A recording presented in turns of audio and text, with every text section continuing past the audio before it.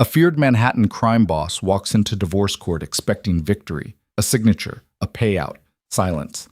His mistress sits beside him like a trophy already claimed. Then the courtroom door opens. His wife, the one he buried in silence, the one who vanished without a trace, steps inside wearing thrift store clothes and carrying something that stops every breath in the room. A newborn baby. Cameras flash, marshals freeze. The most powerful man in New York's underworld watches his carefully constructed empire crack open in front of federal judges, rival families, and the woman he never thought would fight back. If you want to see how the invisible wife dismantles an empire built on control, stay until the end, hit that like button, and comment what city you're watching from so I can see how far Mara's story travels. The Manhattan Federal Courthouse stood like a monument to justice on a cold February morning, its limestone columns catching the winter light while news vans lined the street below. Inside Courtroom 9B, the air hummed with anticipation. Cameras positioned at careful angles, sketch artists poised with charcoal, reporters wedged shoulder to shoulder in the gallery. This wasn't just another divorce hearing. This was theater. This was blood sport dressed in legal procedure. Because when Adriano Vescari's marriage ended, the whole city watched. He arrived at 9:45, flanked by 3 attorneys in custom suits that cost more than most people's cars. Adriano Vescari didn't walk. He moved through space like gravity bent around him. 6'3", broad-shouldered, with the kind of presence that made seasoned federal judges straighten their spines. His charcoal suit was Italian, his watch Swiss, his expression carved from marble. Dark hair swept back, sharp jaw, eyes the color of gunmetal that had witnessed things most people only saw in nightmares. Behind him, close enough to claim ownership, walked Vivian Cross. She was everything a mistress was supposed to be. Tall, blonde, draped in a cream designer dress that whispered money with every movement. Her heels clicked against the polished floor like a countdown. Diamond earrings caught the fluorescent light. She smiled for the cameras, that practiced, enigmatic curve of lips that suggested secrets and satisfaction in equal measure. Adriano's lead attorney, Marcus Hale, no relation to the wife, purely coincidental, carried a leather briefcase thick with documents. The divorce settlement was already drafted, already signed on Adriano's end. All that remained was the formality. The wife's signature, the judge's stamp, the quiet burial of a marriage that had served its purpose and outlived its usefulness. "We expect this to be brief," Marcus murmured as they settled at the plaintiff's table. "She hasn't contested anything. Her attorney confirmed she'll sign." Adriano said nothing. He rarely wasted words on certainties. Across the aisle, the defendant's table sat empty. Vivian leaned close, her perfume expensive and cloying. "Where is she?" "Irrelevant," Adriano replied, his voice low and final. The bailiff called the court to order. Judge Helena Reyes entered, a woman in her 60s with silver hair and a reputation for cutting through nonsense like a scalpel through silk.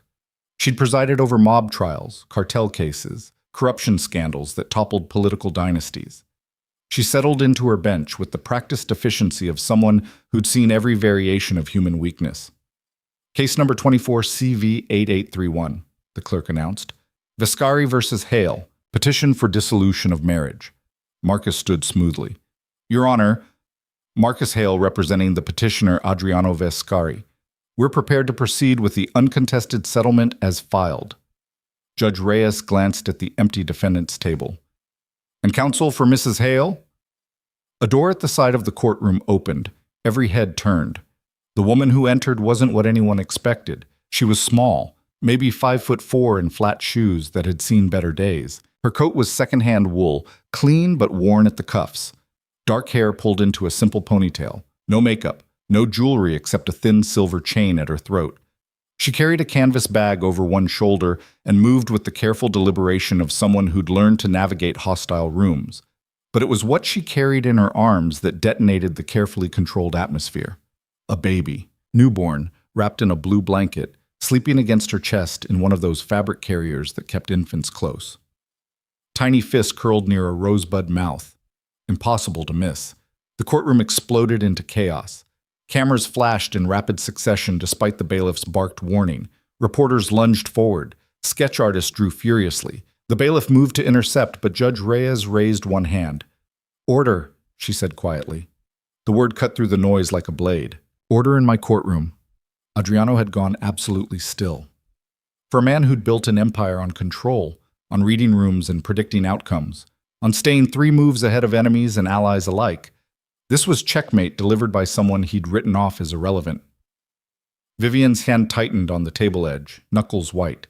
Marcus half rose from his seat. "Your Honor, this is highly irregular." "Sit down, counselor." Judge Reyes's attention fixed on the woman approaching the defendant's table. "State your name for the record." "Mara Hale."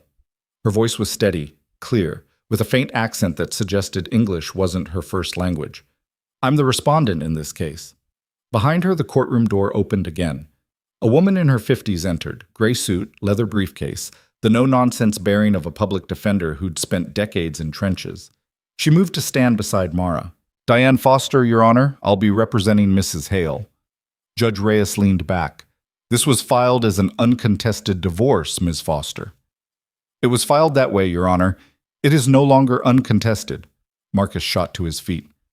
"Your Honor, Mrs. Hale has had 8 months to respond to these proceedings.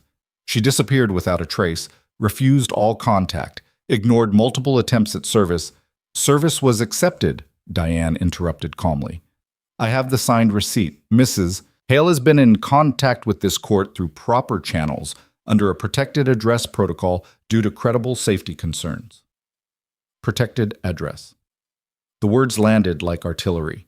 Adriano's jaw tightened almost imperceptibly. To anyone else, his expression remained unchanged, cold, remote, untouchable. But Vivian saw it. The muscle that jumped near his temple. The way his fingers curled into his palm. "Your Honor," Marcus tried again, voice hardening.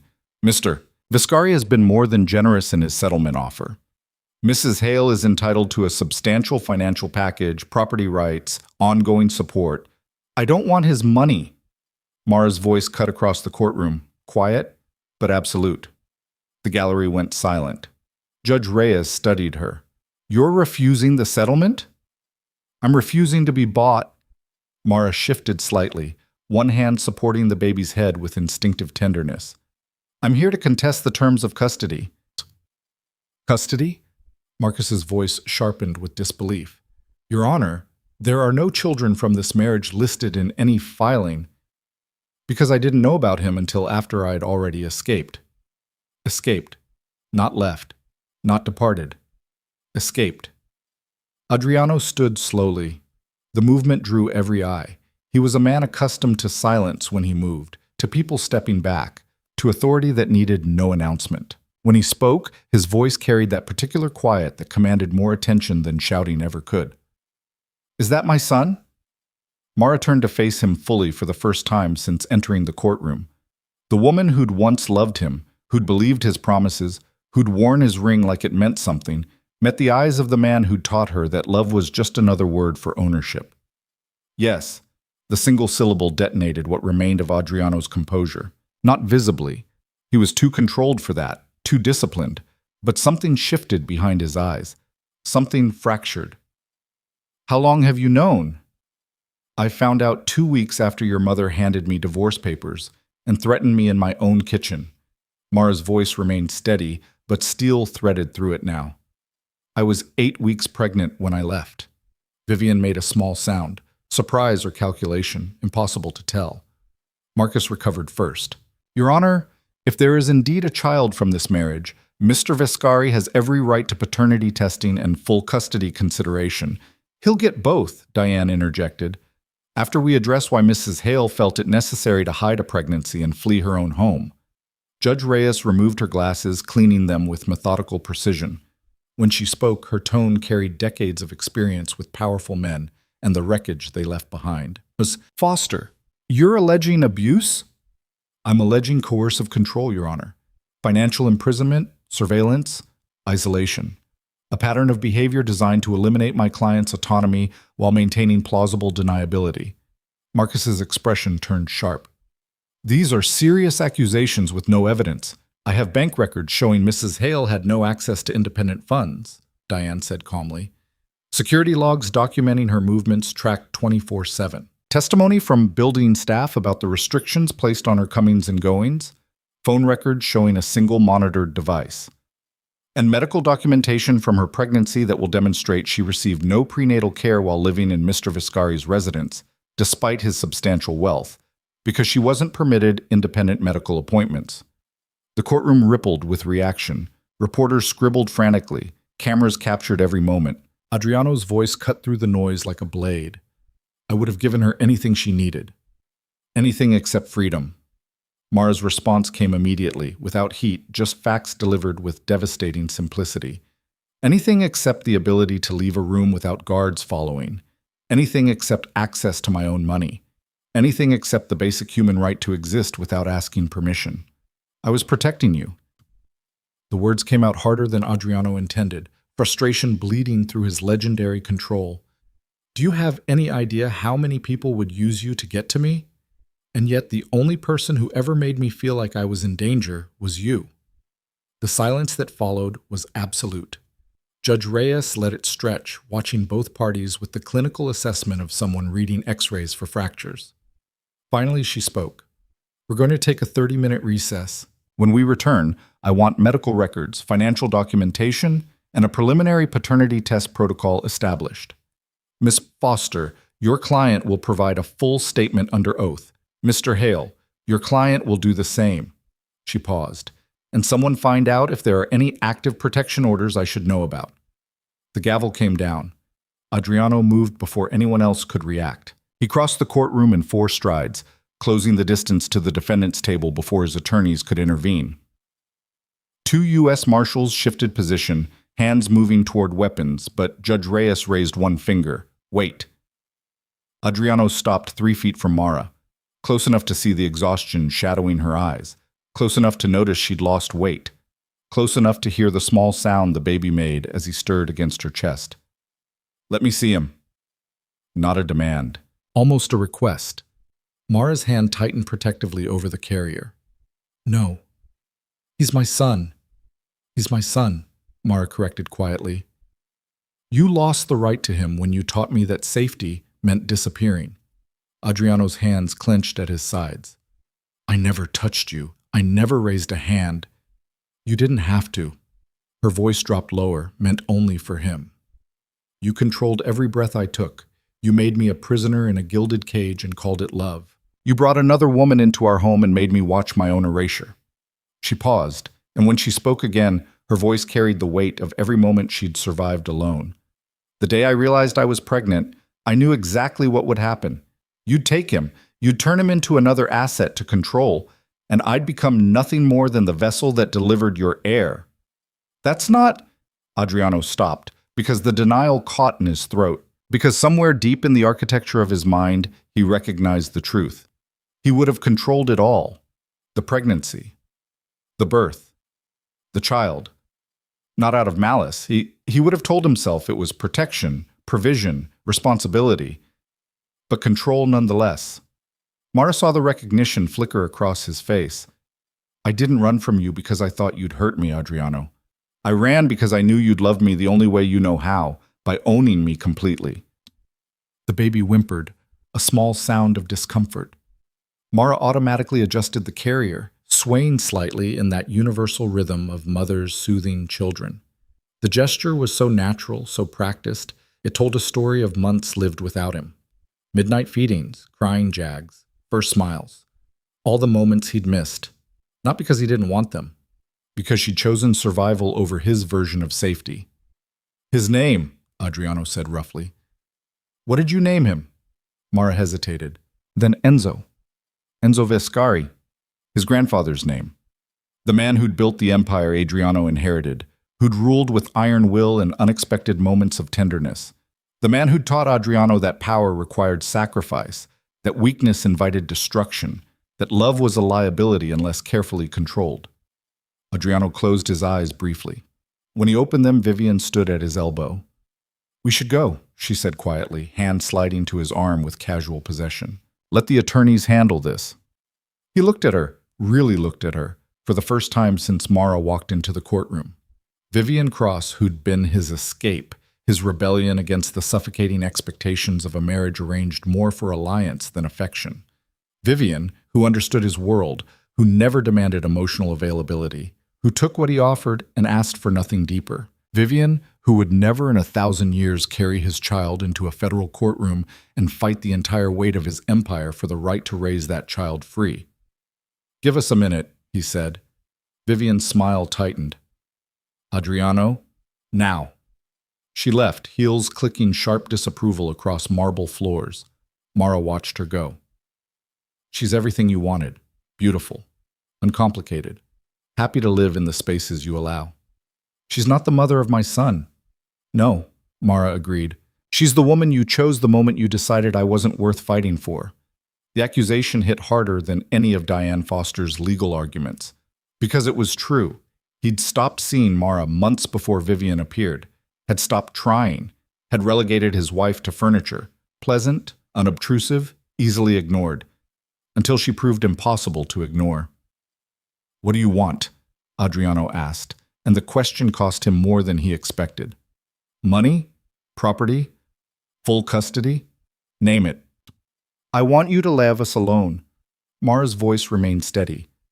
"I want you to sign away your rights and let us disappear. I want my son to grow up knowing his father chose power over him." "That's not going to happen." The words came out flat, absolute. "He's my blood, my responsibility, my possession," Mara finished. "Asset? Future soldier in whatever war you're fighting this week." "My son," Adriano said, and the raw edge in his voice silenced her. "I've done terrible things, Mara. I've hurt people. I've made choices that keep me awake at night, but I've never walked away from my responsibilities." "Then prove it." She met his eyes without flinching. "Prove you can be a father instead of a jailer. Prove you can love without controlling. Prove you're capable of putting someone else's needs ahead of your empire." She paused. "Until then, you get supervised visits, court-ordered, documented, limited. You can't watch me." The bailiff called them back to order. Judge Reyes resumed her position, folders now thick with documentation that had arrived during recess. She reviewed the material with the systematic thoroughness of someone who understood that details mattered, that cases like this required more than surface judgments. Finally, she looked up. "I've reviewed the preliminary statements and supporting documentation. Ms. Foster, your client's protected address status is verified and will remain in effect. Mr. Hale, your client will submit to paternity testing within 48 hours.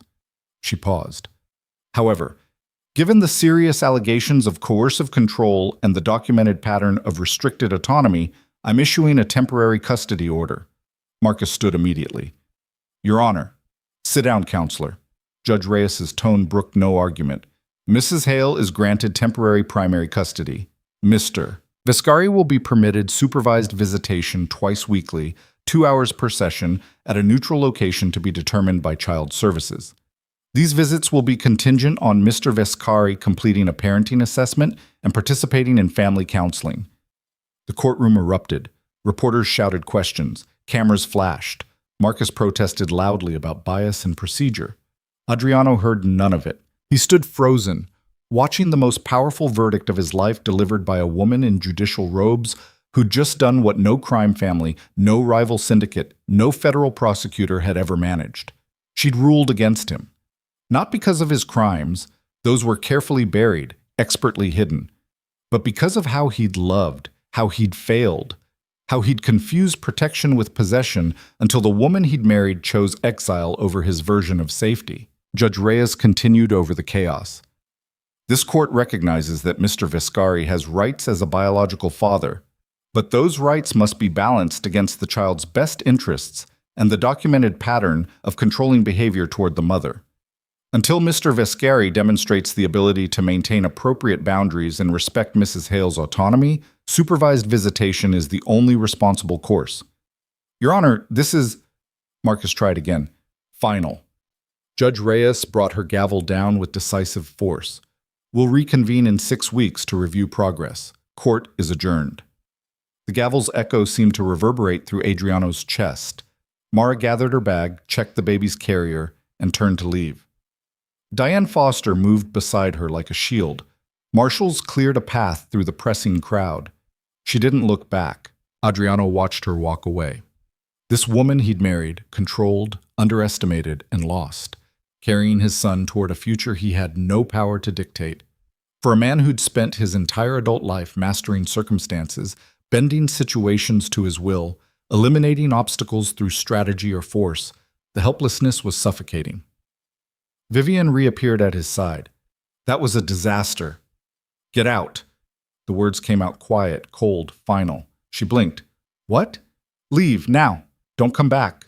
Adriano, you can't be serious. He turned to face her fully, and whatever she saw in his expression made her step back. You were a mistake. A distraction. A way to pretend I hadn't already destroyed the one thing that mattered. But I see it now. His voice dropped lower. You were never the answer. You were just another form of running away. Vivian's perfect composure cracked. After everything Everything you what? Adriano interrupted. Sat beside me? Smiled for cameras? Played the part I needed played? He shook his head. You gave me nothing real, Vivian, and I gave you even less. We're done. She left without another word, dignity shredded but pride intact enough to walk away with her head high. Marcus approached cautiously. We need to file an immediate appeal. The custody ruling is overly restrictive, possibly biased. No. Adriano's voice was flat. No? Marcus stared at him. Adriano, she just got primary custody of your son based on allegations you can easily disprove. Can I? Adriano turned to face his attorney. Can I disprove that I monitored her movements, controlled her access to money, made decisions about her life without consulting her? He paused. Can I honestly say I would have let her keep that pregnancy private? That I wouldn't have immediately arranged everything, doctors, security, her entire existence, without asking what she wanted? Marcus said nothing, because they both knew the answer. Set up the visitation, Adriano said quietly. Whatever they require. Parenting classes, counseling, assessments, schedule it all. And find out everything about where she's been, what she needed, how she survived. His jaw tightened. I want to know every moment I missed. Adriano, my son was born, and I wasn't there. He's been alive for weeks, and I didn't even know he existed. Because the woman I married was so terrified of my version of protection that she chose to face pregnancy and childbirth alone rather than trust me. The words came out harder than intended. So, we're not fighting the custody order, Marcus. We're earning our way back. Outside the courthouse, a sleek black car waited. Adriano slid into the back seat, ignoring the cameras, the reporters shouting questions, the circus his life had become in the span of 90 minutes. His phone buzzed. A text from his mother, Celeste Vescari. We need to talk, now. He deleted it. Another message. This one from his second-in-command. The Marinos are asking questions. The public custody battle makes us look weak. He deleted that too. A third message appeared. This one from an unknown number. Congratulations on fatherhood. Didn't realize you had it in you to lose control. The enemies circling, sensing blood in the water, a crack in the armor of the feared Viscari Empire. Let them circle.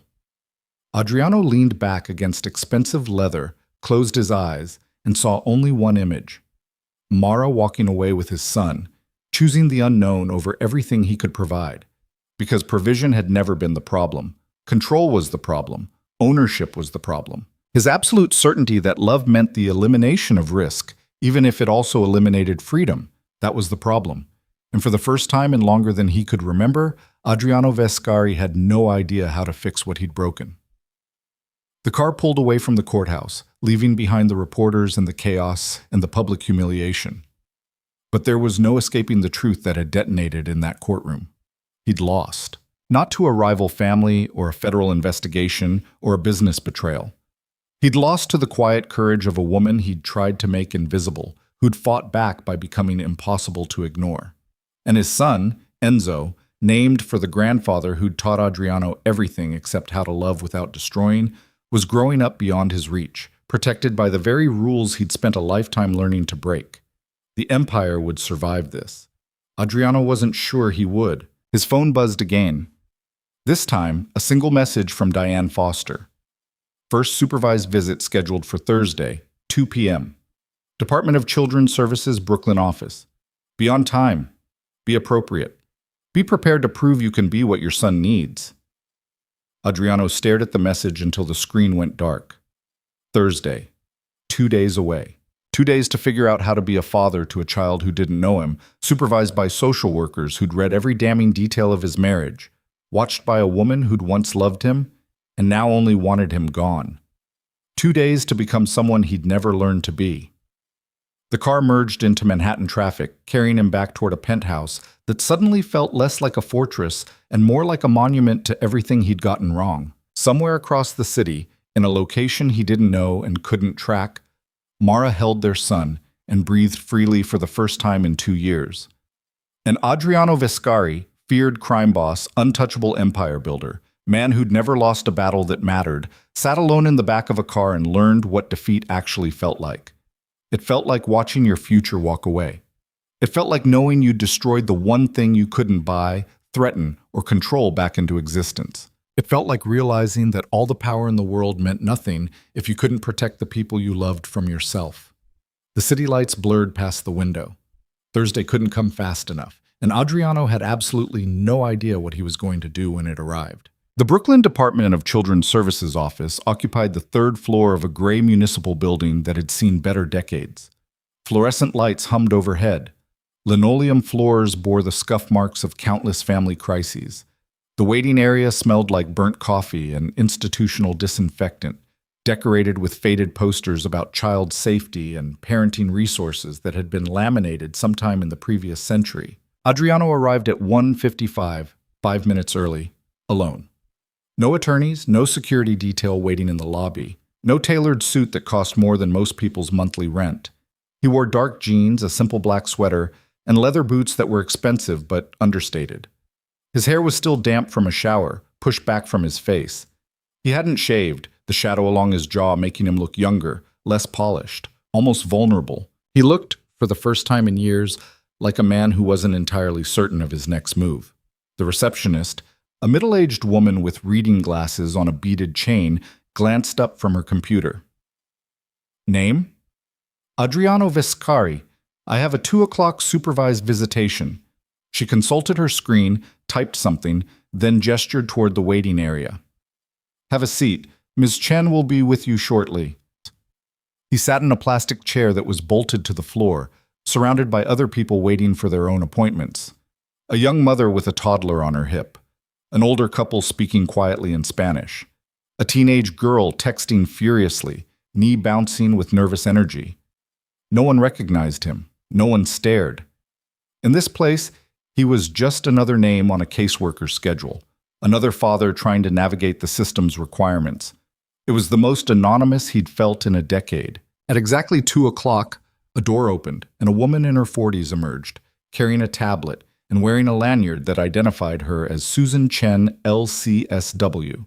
She had short gray hair, practical clothing, and the expression of someone who'd heard every excuse and seen every failure pattern human beings could produce.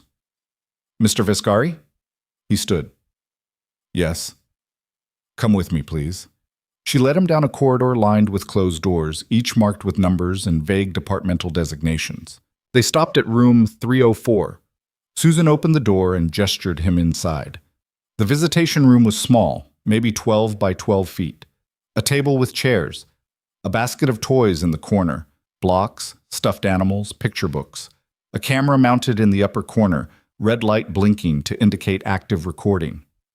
One window looked out over the parking lot. Bars on the glass, not to keep people in, but to protect against break-ins. Mara sat in the far chair, Enzo in her arms. She wore a blue sweater, jeans, her hair loose around her shoulders. She looked tired but determined, that same quiet steel he'd seen in the courtroom. The baby was awake, tiny fists waving, eyes unfocused in that newborn way that suggested he was still figuring out the whole being alive situation. Adriano stopped in the doorway, struck motionless by the sight of them. His son, his wife, ex-wife technically, though the divorce still wasn't finalized. The family he'd destroyed before it ever really began. Susan cleared her throat. Mr. Vescari, please come in and have a seat. Mrs. Hale, Thank you for being on time. Mara nodded but said nothing. Adriano moved to the opposite side of the table and sat down, keeping distance, respecting the invisible boundaries that had been drawn. Susan settled into a chair positioned between them, tablet ready. All right, this is your first supervised visitation. I'll be present for the entire session, and everything is being recorded for documentation purposes. The goal here is to begin building a relationship between father and child in a safe, monitored environment. She looked at Adriano. Have you completed the Parenting Basics orientation? Yes, last night. Online module and assessment. Good. And you're scheduled for your first counseling session next Tuesday? 2:00. Dr. Patricia Winters. Susan made notes. Mrs. Pele, do you have any concerns before we begin? Mara's arms tightened slightly around Enzo. Just 8. He'll probably sleep through most of this. That's fine. Mr. Viscari, do you have any questions about how this works? Adriano's gaze remained fixed on the baby. Can I hold him? Susan glanced at Mara. That's up to Mrs. Hale. This is about establishing comfort and safety first. Not yet. Mara's voice was quiet but absolute. Let him get used to you first. It stung more than Adriano expected, but he nodded. All right. Susan sat back slightly. Why don't you start by talking to him? Babies respond to voices, even at this age. Adriano had negotiated with cartel leaders, stared down federal prosecutors, delivered orders that sent men to their deaths. He'd faced situations that required split-second decisions with million-dollar consequences. But this, talking to a sleeping infant who had no idea who he was, felt impossible. I don't know what to say. Start simple, Susan suggested. Introduce yourself. He looked at Enzo, really looked at him. The baby had dark hair, wispy and soft. His face was round, still holding that newborn pudginess. Tiny fingers curled against Mara's sweater. Even asleep, he made small movements, a stretch, a yawn, random reflexes that seemed both miraculous and ordinary. Hello, Enzo. The words came out rougher than intended. I'm your father. The baby didn't react, lost in whatever dreams newborns had. I wasn't there when you were born, Adriano continued, voice low. I should have been. I would have been, if I'd known. But I didn't, because I made your mother feel like she had to run from me to keep you safe. He paused. That's on me, not her. Me. Mara's expression shifted slightly, surprise flickering across her features before she controlled it. Susan wrote something on her tablet. Go on. I don't know how to be a father, Adriano admitted. My own father died when I was 6. My grandfather raised me, and he was complicated. He taught me about power, about control, about never showing weakness. He taught me that love was dangerous unless you managed it carefully. He looked at Mara briefly, then back to Enzo. I thought that's what I was doing with your mother, managing the danger, keeping her safe, but I was just repeating the same mistakes. Mr. Viscari, Susan interjected gently. This session is about you and Enzo. Let's keep the focus there. He nodded. Right. Back to the baby. You're 3 weeks old. I missed your birth, your first breath, the first time your mother held you, all the late nights, the crying, the moments when you're figuring out how this whole world works. His hands rested flat on the table, careful not to reach out, respecting boundaries. But I'm here now, and I'm going to keep showing up, even if it's only 2 hours twice a week in a room with cameras and a social worker taking notes. Even if your mother doesn't trust me, even if you grow up never really knowing me, I'm going to show up. Enzo stirred slightly, making a small sound. Not quite crying, just a vocal complaint about whatever discomfort newborns experienced. Mara adjusted him automatically, that practice movement of a mother who'd learned her baby's cues. She started to stand, reaching for the diaper bag. Let me, Adriano said. She froze. What? Let me change him. If he needs changing, I took the orientation. I know the basics. Susan looked interested. Mrs. Hale? Mara hesitated, every protective instinct clearly warring with the knowledge that Enzo needed a father, not an ATM with visiting privileges. Finally, she nodded. There's a changing pad in the bag.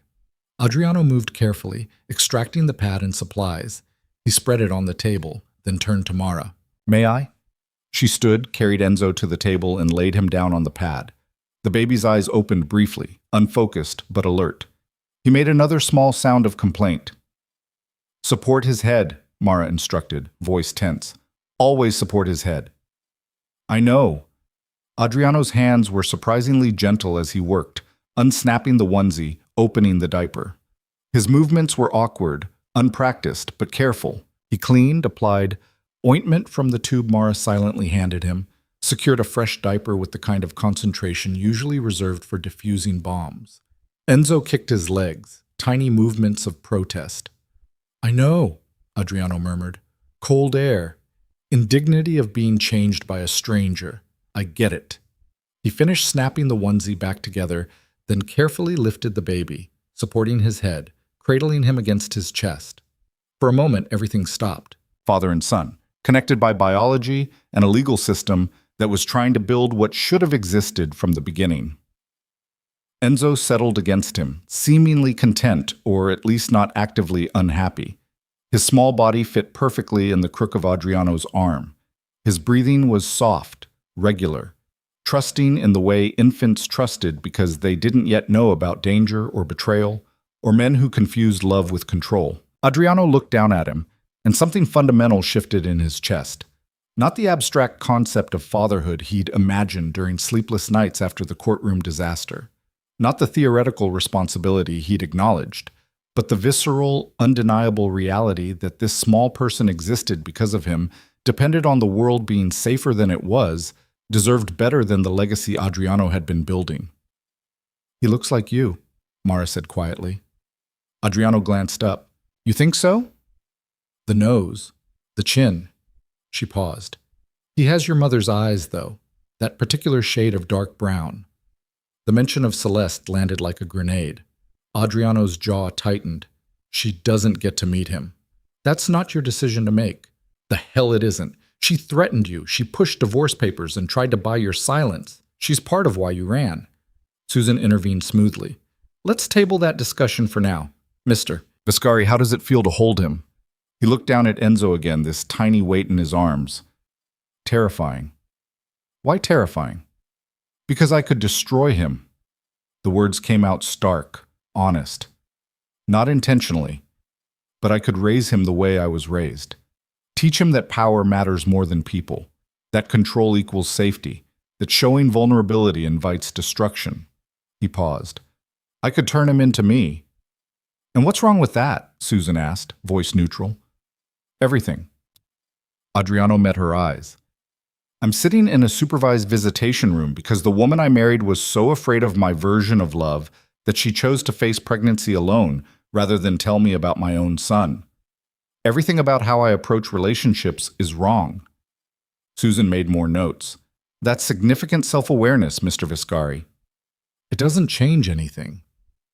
"It changes everything," Mara said suddenly. Both of them looked at her.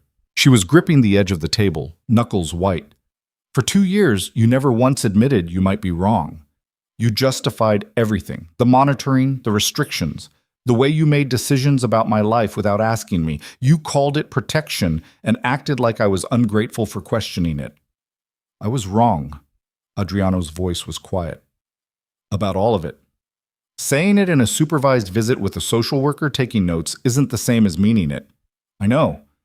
He looked down at Enzo. "That's why I'm here, why I'm not fighting the custody order, why I'm taking the parenting classes and scheduling counseling sessions and showing up to prove I can be different." He paused. "I don't expect you to believe me. I don't expect trust. I just need you to give me enough room to prove it's not just words." The baby made a small sound, somewhere between a sigh and a yawn. Adriano automatically adjusted his hold, supporting Enzo's head the way Mara had taught him, minutes ago. Susan watched the interaction with clinical interest. "Mrs. Hale, what would you need to see from Mr. Viscari to feel comfortable with unsupervised visits?" Mara didn't answer immediately. She stared at Adriano holding their son, this man who'd once been everything she wanted, successful, protective, attentive, before she understood that protection without freedom was just another word for prison. "Consistency," she finally said. "Show up to every visit, complete the counseling. Prove this isn't just about ego or control or winning some game." She paused. And respect my boundaries. No trying to find out where I live, no investigators, no money showing up mysteriously, no having people follow me. I need to know you can give me space. Done. Adriano didn't hesitate. Just like that? Just like that. He met her eyes over Enzo's sleeping form. I spent 2 years controlling your every movement because I thought that's what keeping you safe looked like. I was wrong. You're safer away from me than you ever were in my penthouse. If space is what you need, you have it. Susan glanced at the clock. We have 45 minutes left, mister. Viscari, would you like to feed him? He just ate, Mara protested. Babies eat frequently, Susan said mildly, and it's good bonding practice. Mara looked torn. Finally, she reached into the diaper bag and pulled out a bottle she'd prepared. It's breast milk, room temperature. He'll eat about 2 ounces. Adriano took the bottle, settled more comfortably in his chair, and carefully positioned Enzo in his arms. The baby's mouth opened automatically when the nipple touched his lips, latching on with surprising strength for something so small. Support the bottom of the bottle, Mara instructed, hovering. Don't let him suck air. I've got it. She sat back down reluctantly, watching every movement like she was waiting for disaster. But Adriano was careful, attentive, following the cues he'd learned in the orientation video. When Enzo needed burping, he lifted him to his shoulder, supported his head, patted gently until a small burp emerged. When the baby fussed, he adjusted position. When Enzo's eyes drooped closed again, satisfied and sleepy, Adriano just held him, this impossibly small person who represented everything he'd never learned to do right. The room fell silent, except for the hum of fluorescent lights and the occasional scratch of Susan's stylus on her tablet. Mara broke the quiet first. Where's Vivian? Adriano didn't look up from Enzo. Gone. Gone where? Gone, period. I ended it. Day of the custody hearing. Mara's expression was unreadable. Because of the optics? Because she was never real. He finally met her eyes. You asked me once why I married you. You remember what I said? You said I was different, interesting, that you wanted to know me. I meant it.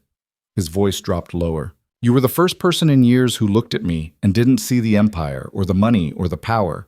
You saw me. And instead of appreciating that, instead of protecting it, I tried to own it. I took something genuine and turned it into another asset to manage. And Vivian? Vivian was everything you weren't. Uncomplicated, undemanding, happy to exist in the spaces I allowed without asking for more. He paused. She was easier, and I was a coward. Susan cleared her throat. Mr. Viscari, I appreciate your honesty, but again, this session is about your relationship with Enzo. Let's keep the focus there. It's all connected, Adriano said. Enzo exists because I married his mother. He's in this situation because I failed his mother. How I treat her, how I acknowledge what I did wrong, that matters to who I am as his father. Fair point. Susan made more notes. Mara studied him, this man she'd loved and feared and finally fled. What happened to you after I left? He considered the question. I looked for you. Hired investigators, called in favors, checked hospitals and border crossings. For 3 months, I searched. He shifted Enzo slightly, careful not to wake him. Then I stopped. Why? Because my mother pointed out that you'd obviously gone to extreme lengths to disappear. And if I found you, if I dragged you back, I'd just be proving you were right to run.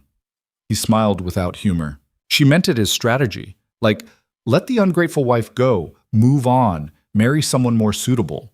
But I heard it differently. How did you hear it? That I'd become exactly what I swore I'd never be. His voice went quiet. My grandfather used to say that power without control was chaos. So he controlled everything, his business, his family, his wife. My grandmother lived like a ghost in her own home. Beautiful prison, expensive cage, no autonomy. She died when I was 12, and I remember thinking she looked relieved. He paused. I swore I'd never do that. And then I did exactly that to you. Mara looked away, blinking rapidly. Susan watched them both with the clinical detachment of someone trained to observe family dynamics. Mrs. Hale, do you want to respond to that? I don't know what to say. Mara's voice was thick. For 2 years, I waited for him to see it. to understand why I was suffocating. I tried to tell him, tried to explain, but he always had reasons, good reasons, legitimate dangers, real threats. She looked at Adriano. And now you're saying you understand, but you only understand because I took the most extreme action possible, because I literally had to run away and hide a pregnancy to make you see. Yes, Adriano didn't flinch from the accusation.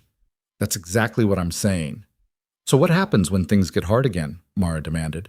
When Enzo starts school and there are actual safety concerns? When he's a teenager making bad choices? When life presents real dangers that require real protection?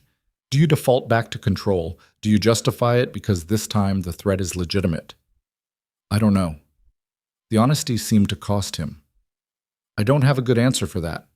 All I can tell you is I'm trying to learn a different way. Trying isn't enough. It's all I have right now. Enzo stirred in his arms, making a small sound of discomfort. Adriano automatically started that swaying motion he'd seen Mara do, instinctive despite his inexperience. You're good with him, Mara said quietly. He's asleep. Hard to mess up holding a sleeping baby. You'd be surprised.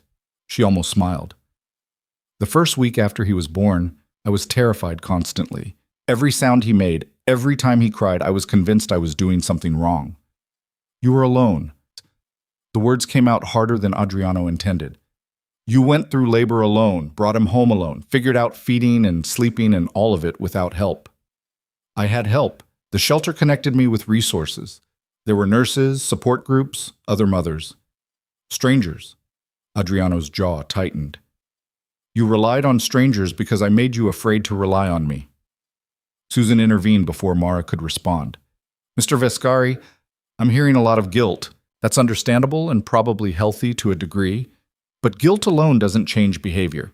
What specific actions are you taking to become a different kind of father than the model you inherited? Adriano was quiet for a moment, looking down at Enzo. I'm reading everything I can find about child development. I'm taking the parenting classes seriously, not just checking boxes. I'm in therapy, not the court-ordered counseling, separate sessions with a therapist who specializes in intergenerational trauma. He paused. And I'm making changes to my business. Mara's head snapped up. What kind of changes? The kind that means Enzo doesn't inherit an empire built on things I can't explain to him when he's old enough to ask questions. You're leaving the family business? She sounded genuinely shocked. I'm transforming it, legitimizing what can be legitimized, divesting from what can't. It's going to take years, and it's going to make me enemies. But I don't want my son growing up the way I did. His voice went quiet. I don't want him learning that power is the only thing that matters, that people are assets to manage, that love is dangerous unless you control it completely. Susan was typing rapidly now, documenting everything. Mara stared at him, trying to reconcile this man, holding their son, admitting failures, talking about therapy and business transformation, with the one who'd monitored her movements and made her feel like a prisoner in designer clothes. I don't know if I believe you, she finally said. I know. Adriano met her eyes. But I'm going to keep showing up anyway. Keep doing the work. Keep proving it's not just words. He paused. Not for the custody arrangement, not to win you back, but because he deserves a father who's better than what I've been. The session wound down with Susan providing instructions for the next visit, documenting Adriano's successful completion of basic care tasks, and reviewing the schedule for his ongoing requirements. When the 2 hours ended, Mara carefully took Enzo back, settling him into his carrier with practiced efficiency. Adriano stood, feeling the absence immediately. His arms felt empty. The room felt emptier. Same time next week? Susan confirmed. I'll be here. Adriano looked at Mara. Thank you for letting me have this. She nodded but didn't answer, already focused on gathering her things, creating distance. He left the building and found his driver waiting in the parking lot, the one concession to his former life he'd allowed himself. The man opened the door without comment, used to Adriano's shifting moods and new boundaries. But instead of getting in, Adriano pulled out his phone and made a call. His mother answered on the second ring. It's about time. We need to discuss the situation before it gets worse. I met him today, Enzo. Silence. Then, carefully. And? And he's perfect, completely perfect, and you're never going to meet him. Adriano, you threatened his mother. You tried to buy her silence. You're part of the reason she ran. His voice was steel. So you don't get access. Not to him, not to her, not to any information about where they are or how they're doing. You can't be serious. Celeste's voice sharpened. He's my grandson, my blood. You can't keep family from family. Watch me. He disconnected, blocked the number, and got into the car. The driver pulled into traffic. Where to, sir? The office. Then, after a pause, actually, no. Take me to Dr. Winters' practice. Your appointment isn't until Tuesday. I know, but I need to see if she has an opening now. The driver said nothing, just changed course. Adriano leaned back, closing his eyes, seeing only Enzo's small face, feeling the phantom weight of his son in his arms, the vulnerability of it, the terrifying knowledge that this tiny person's entire future depended on whether Adriano could actually change, or whether he'd just repeat the same cycles that had destroyed his grandmother, damaged his mother, and driven Mara into hiding. His phone buzzed, a text from Marcus. The Marinos made a move on the construction contracts. We need to respond. He deleted it. Another text, this one from his second. Meeting tonight. Territory disputes need resolution. He deleted that too. A third message appeared, this one from Diane Foster. Mrs. Hale reports the visit went well. You showed appropriate boundaries and genuine engagement. Keep it up. He stared at that message for a long time. Appropriate boundaries. Genuine engagement. 5 weeks ago, those words would have meant nothing to him. Now they felt like the only measurement that mattered. The car pulled up to a brownstone in the West Village. Dr. Patricia Winters' practice occupied the ground floor, discreet brass plaque beside a blue door. Adriano went inside, approached the reception desk. I don't have an appointment, but I was hoping Dr. Winters might have an opening. It's urgent. The receptionist consulted her screen. She's with a client until 4, but if you want to wait, I'll wait. He sat in the small waiting area, surrounded by carefully neutral artwork and magazines about mindfulness and mental health. The other people waiting glanced at him curiously. This man in expensive casual clothes, radiating tension, looking like he'd walked straight off a crime thriller set.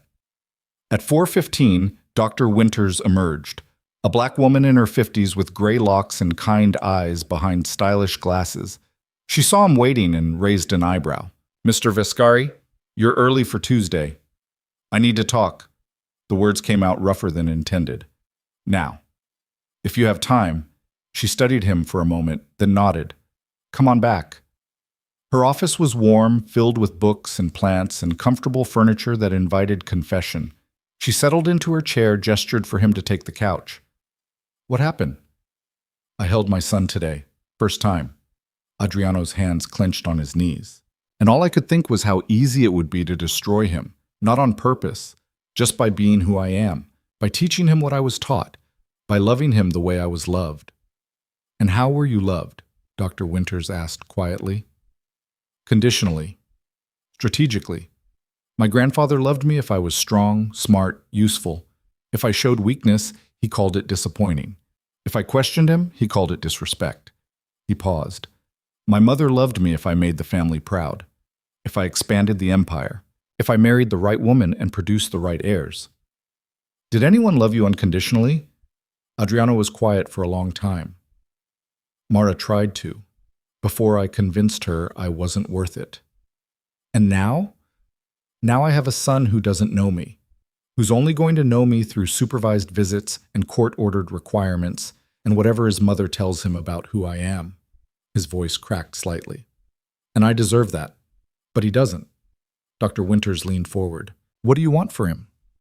I want him to grow up knowing he's loved without conditions, that he doesn't have to earn it or perform for it or be someone he's not to deserve it.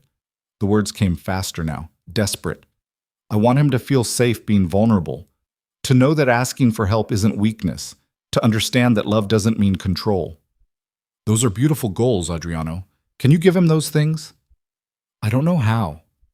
It was the most honest thing he'd said in years. I don't have a model for it. I don't know what it looks like in practice. All I know is what not to do, and that's not enough. It's a start. Dr. Winters picked up a notepad. Let's talk about building a new model.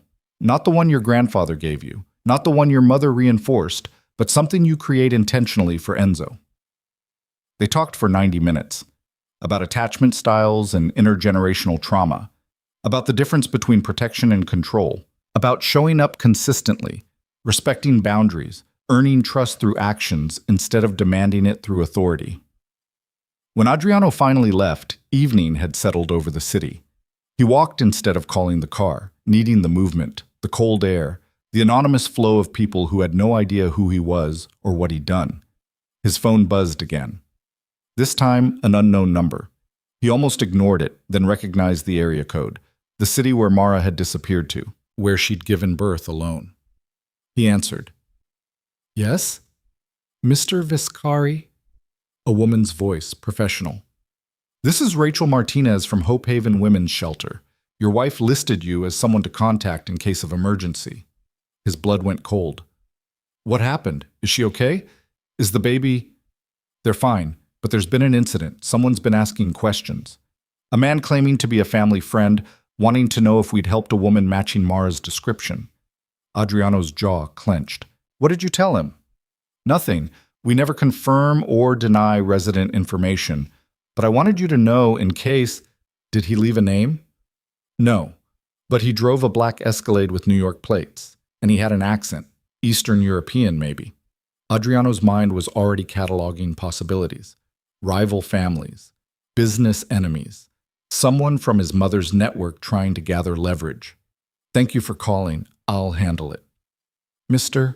Viscari, we don't give out protected addresses for a reason. If someone from your world is trying to find them, I know. His voice went hard. And I'm going to make sure they stop looking. He hung up, made another call. His head of security answered immediately. I need you to find out who's asking questions about Mara Hale in South Carolina. Escalade, New York plates, Eastern European. And I need them stopped, permanently if necessary. A pause. Boss, you said we weren't supposed to track her anymore. We're not. But if someone else is, they're about to learn why that's a bad idea. He made 3 more calls. By the time he reached his building, arrangements were in motion. Security for the shelter, discreet protection for Mara that she'd never know about, and a very clear message sent to anyone who thought his estranged wife and infant son were vulnerable targets. The penthouse felt cavernous when he entered. Too much space. Too much silence. Too many reminders of the life he'd built that had turned out to be empty. Vivian's things were already gone. She'd collected them while he was at the visitation, efficient even in endings. The bedroom they'd shared looked sterile now, impersonal. He stood in the doorway and felt nothing except relief that she was gone. He walked to what had been Mara's room. He'd kept it locked after she left, unwilling to erase the evidence of her existence, even as he'd tried to convince himself he was better off. Now he opened the door, stepped inside. Her books were still on the shelves, poetry in 3 languages, philosophy, history, a scarf draped over a chair. Photos tucked into the mirror frame. Her parents, friends from before she'd met him, a life she'd had that he'd systematically erased through isolation, disguised as protection. He sat on the edge of the bed and pulled out his phone, scrolling to the photos from the orientation class. The instructor had demonstrated various holds and care techniques using a doll. Adriano had taken notes like he was studying for a doctoral exam. Now he pulled up videos about infant development, sleep training, feeding schedules. He watched them until his eyes burned, taking notes, trying to compress years of learning into weeks of preparation. His phone rang. Marcus. The Marinos made another move. You need to handle it. Adriano cut him off. Whatever it is, you handle it. Adriano, they're testing you. The custody situation made us look weak. If you don't respond, then I look weak. I don't care. He paused. I have exactly one priority right now, Marcus, and it's not maintaining appearances for families who'd sell their own children for the right price. This is about the baby. This is about becoming someone my son doesn't have to fear. He hung up, turned off the phone, and sat in the silence of Mara's abandoned room, surrounded by evidence of the woman he'd loved badly and the life he'd destroyed through control disguised as care. Tomorrow, there would be business to handle, enemies to manage, an empire that demanded attention. But tonight, Adriano Viscari sat alone in the dark and learned what it felt like to want something he couldn't buy, threaten, or negotiate his way into having. He wanted to be a good father, and for the first time in his life, he had absolutely no idea if he was capable of it. But he was going to show up and try anyway, because that sleeping baby in a supervised visitation room deserved at least that much.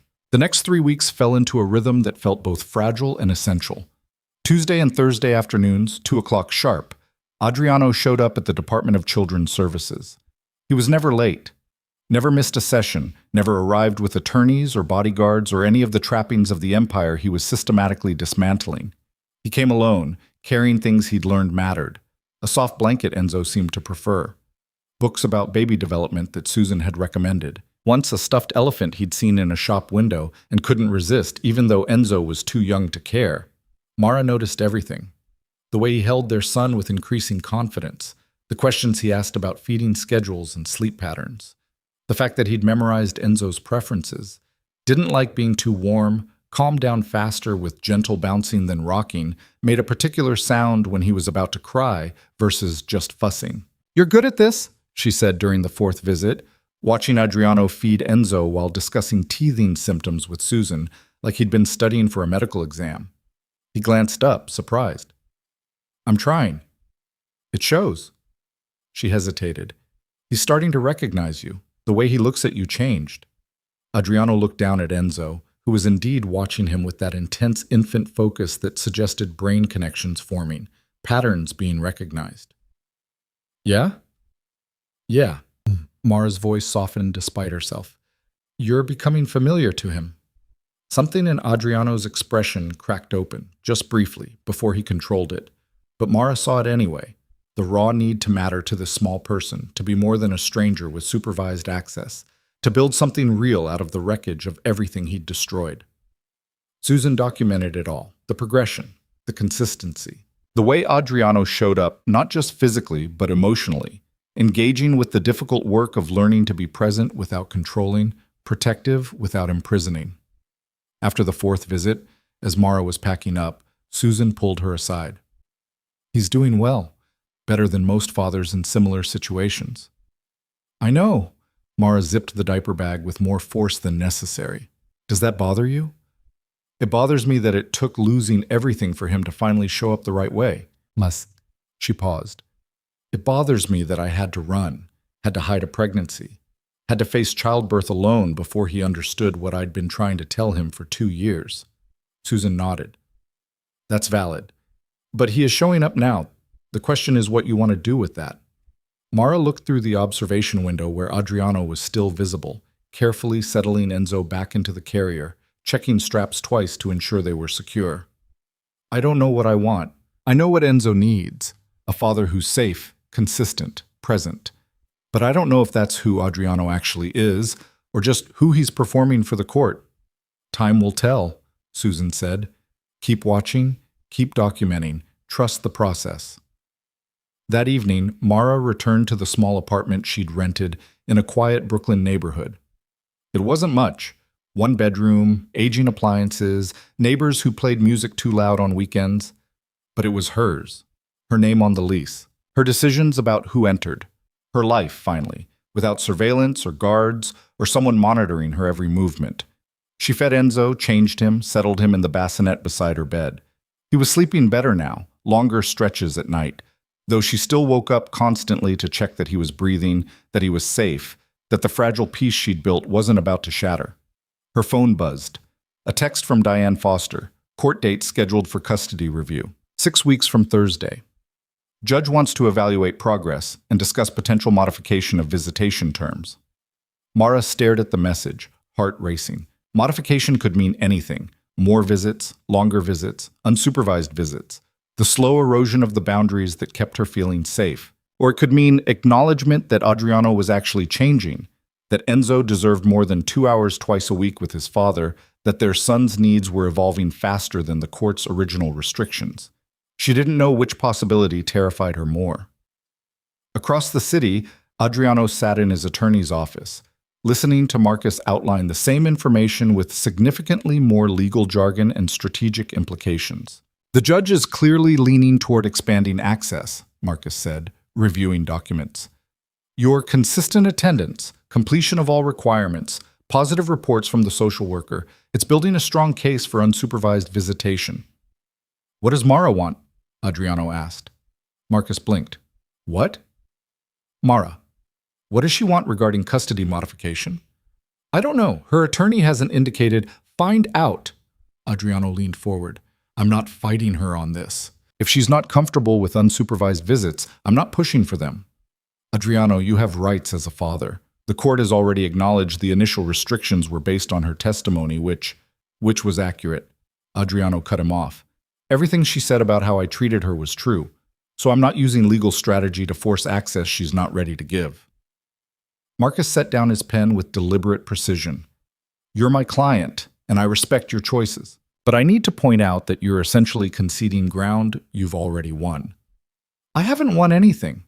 Adriano stood, moving to the window that overlooked Manhattan's evening skyline. Winning would be Enzo knowing me without court orders, Mara trusting me without supervision, a relationship built on something other than legal requirements. He turned back. So stop thinking about this like a case to win and start thinking about it like a family to rebuild. Marcus studied him for a long moment.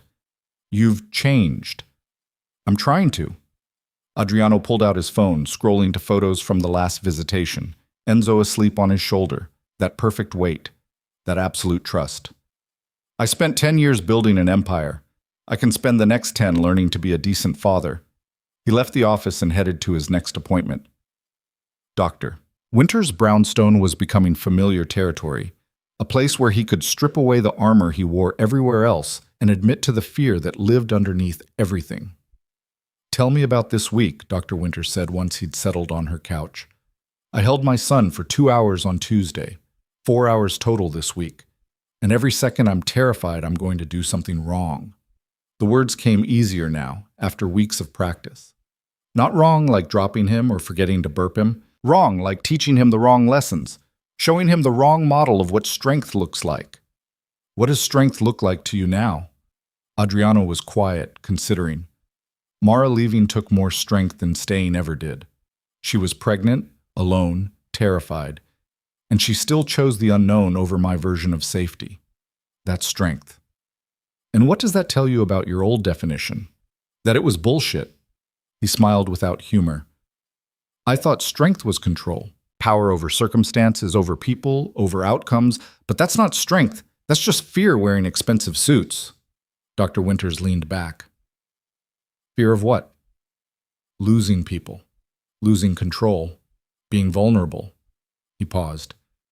My grandfather's wife left him once. She packed a bag, made it to the airport, and he had her brought back. Not violently, just brought back. Security, lawyers, pressure on her family. She never tried again. She stayed until she died, and I'm pretty sure she was grateful when it finally ended. And you saw that growing up. I saw that love meant ownership, that if you really cared about someone, you made sure they couldn't leave. You protected them from themselves, from their bad decisions, from anything that might take them away from you. His hands clenched. I saw it, recognized it was wrong, swore I'd never do it, and then did exactly the same thing to Mara. But you stopped. She made me stop. By leaving. By refusing to come back. By showing up in that courtroom with my son and making it impossible to pretend I hadn't destroyed everything that mattered. Dr. Winters was quiet for a moment. What are you afraid of now? That I'll get more access to Enzo and default back to old patterns. That I'll start making decisions about his life without consulting Mara. That I'll confuse protecting him with controlling him. He met her eyes. That I'll turn him into another version of me. And what would be different about that? He'd be powerful, successful, probably wealthy. He'd know how to navigate dangerous situations and difficult people. Adriano's voice went quiet. And he'd be completely incapable of real intimacy. He'd drive away anyone who actually loved him because he wouldn't know how to love them back without trying to own them. So how do you prevent that? I don't know. The admission came easier now, after weeks of practice. That's why I'm here.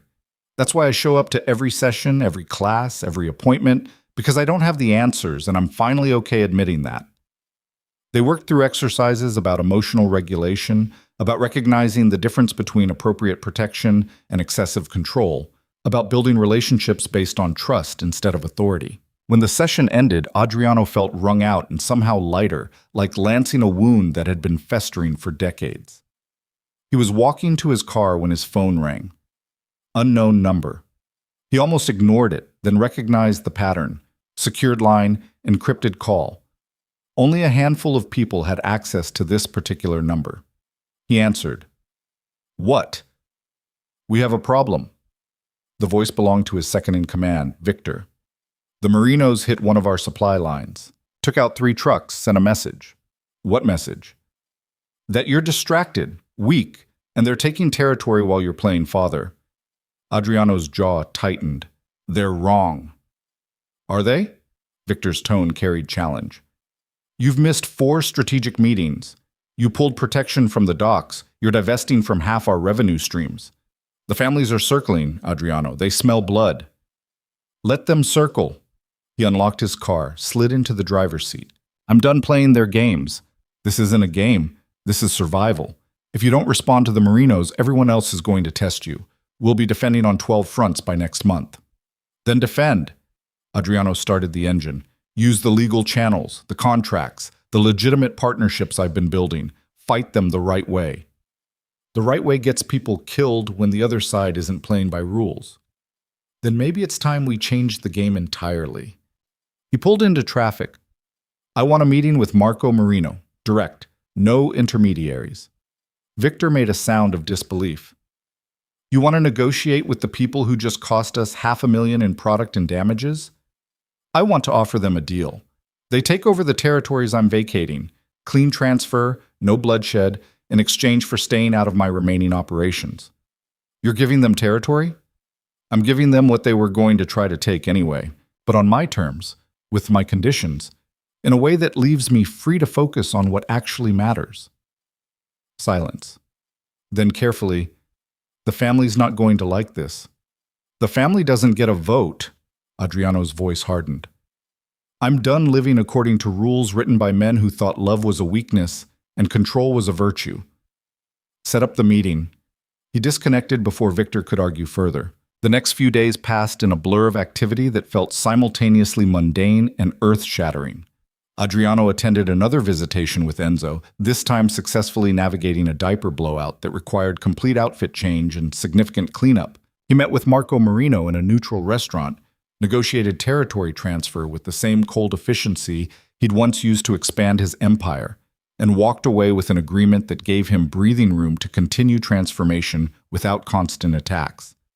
He attended 2 therapy sessions, completed another parenting module about infant development milestones, and spent an entire evening reading articles about secure attachment and emotional availability. And through it all, he thought about Mara, about the 6-week review coming up, about what she must be feeling watching him show up consistently for the first time in their entire relationship. On Thursday afternoon, during their regular visitation, Susan pulled him aside while Mara fed Enzo. "I'm going to recommend unsupervised visits in my report to the judge," she said quietly. Adriano's pulse jumped. "You think I'm ready?" "I think you've demonstrated consistent engagement, appropriate boundaries, and genuine commitment to learning. You've exceeded every requirement." She paused. "But that's my professional assessment. What matters more is whether Mrs. Hale feels safe with it. And if she doesn't, then I'll recommend graduated transition. Supervised visits that gradually extend in length and privacy. Whatever pace makes her comfortable." Adriano looked through the observation window at Mara, who was burping Enzo with practiced deficiency while humming something soft and melodic. "Ask her what she wants. Whatever her answer is, that's what I want in the report." Susan raised an eyebrow. "Most fathers in your position would be pushing for maximum access. Most fathers in my position probably didn't drive their wives into hiding." He met her eyes. "I'm not interested in legal maximums. I'm interested in what's actually safe for my son and what his mother can live with." After the session, as Mara was gathering her things, Adriano stopped her. "Can we talk? Just for a minute?" She hesitated, then nodded. "Okay." They moved to the hallway, away from Susan's documentation and the camera's recording. Enzo was asleep in his carrier, oblivious to the tension crackling between his parents. "Susan's going to recommend unsupervised visits," Adriano said. Mara's grip tightened on the carrier handle. I know. She told me. I told her to ask you what you want. Whatever you're comfortable with, that's what should happen. She studied him, searching for manipulation, for strategy, for some hidden angle. Why? Because your comfort matters. Because Enzo needs you feeling safe more than he needs me having maximum access. Because I'm trying to do this right, and doing it right means prioritizing your needs, not my wants. This feels like a trick. It's not. He kept his hands visible, his body language open. I'm not fighting you anymore, Mara. I'm not trying to win or control or force outcomes. I'm just trying to be someone our son can trust, and that starts with being someone you can trust. She was quiet for a long moment, eyes bright with unshed tears. I don't know if I can trust you. I don't know if I ever can again. I know. The words hurt to say, but they were true. And that's okay. You don't have to trust me. You just have to tell me what you need and I'll respect it. I need time. Her voice cracked slightly. I need to see that this is real. That you're not just performing until you get what you want and then defaulting back to who you were. Then take all the time you need. We'll keep supervised visits, or we'll do graduated transition, or whatever else makes you feel safe. He paused. I'm not going anywhere, Mara. I'm going to keep showing up, keep doing the work, keep proving this is real, however long it takes. She nodded, not trusting her voice, and turned away before he could see her cry. Adriano watched her leave, carrying their son toward the elevator, disappearing behind closing doors. Every instinct he had screamed to follow, to fix, to control the outcome.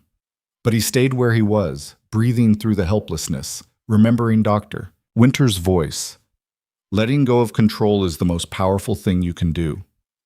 He went home to the penthouse that felt emptier every day, made dinner he barely tasted, reviewed business reports that mattered less with each passing week, and then he did something he hadn't done in longer than he could remember. He called his mother. Celeste answered with her usual cool efficiency. I wondered when you'd reach out. I need to say something, and I need you to actually hear it. Adriano kept his voice level. You don't get access to Enzo, not now, probably not ever. And before you argue, you need to understand why. I'm listening. Her tone suggested she was doing no such thing, but Adriano continued anyway. You taught me that love was conditional, that family loyalty mattered more than individual happiness, that weakness was unacceptable and vulnerability was shameful. You taught me to control circumstances and people, to manage outcomes, to eliminate risk even if it meant eliminating freedom. He paused. And those lessons destroyed my marriage. They drove away the woman I loved. They're the reason I'm fighting for supervised access to my own son. I taught you to survive. Celeste's voice hardened. I taught you to protect what matters. No, you taught me to protect the empire, the reputation, the appearance of power. But you never taught me to protect people's humanity, their autonomy, their right to exist without being managed like assets. That's not fair, Adriano.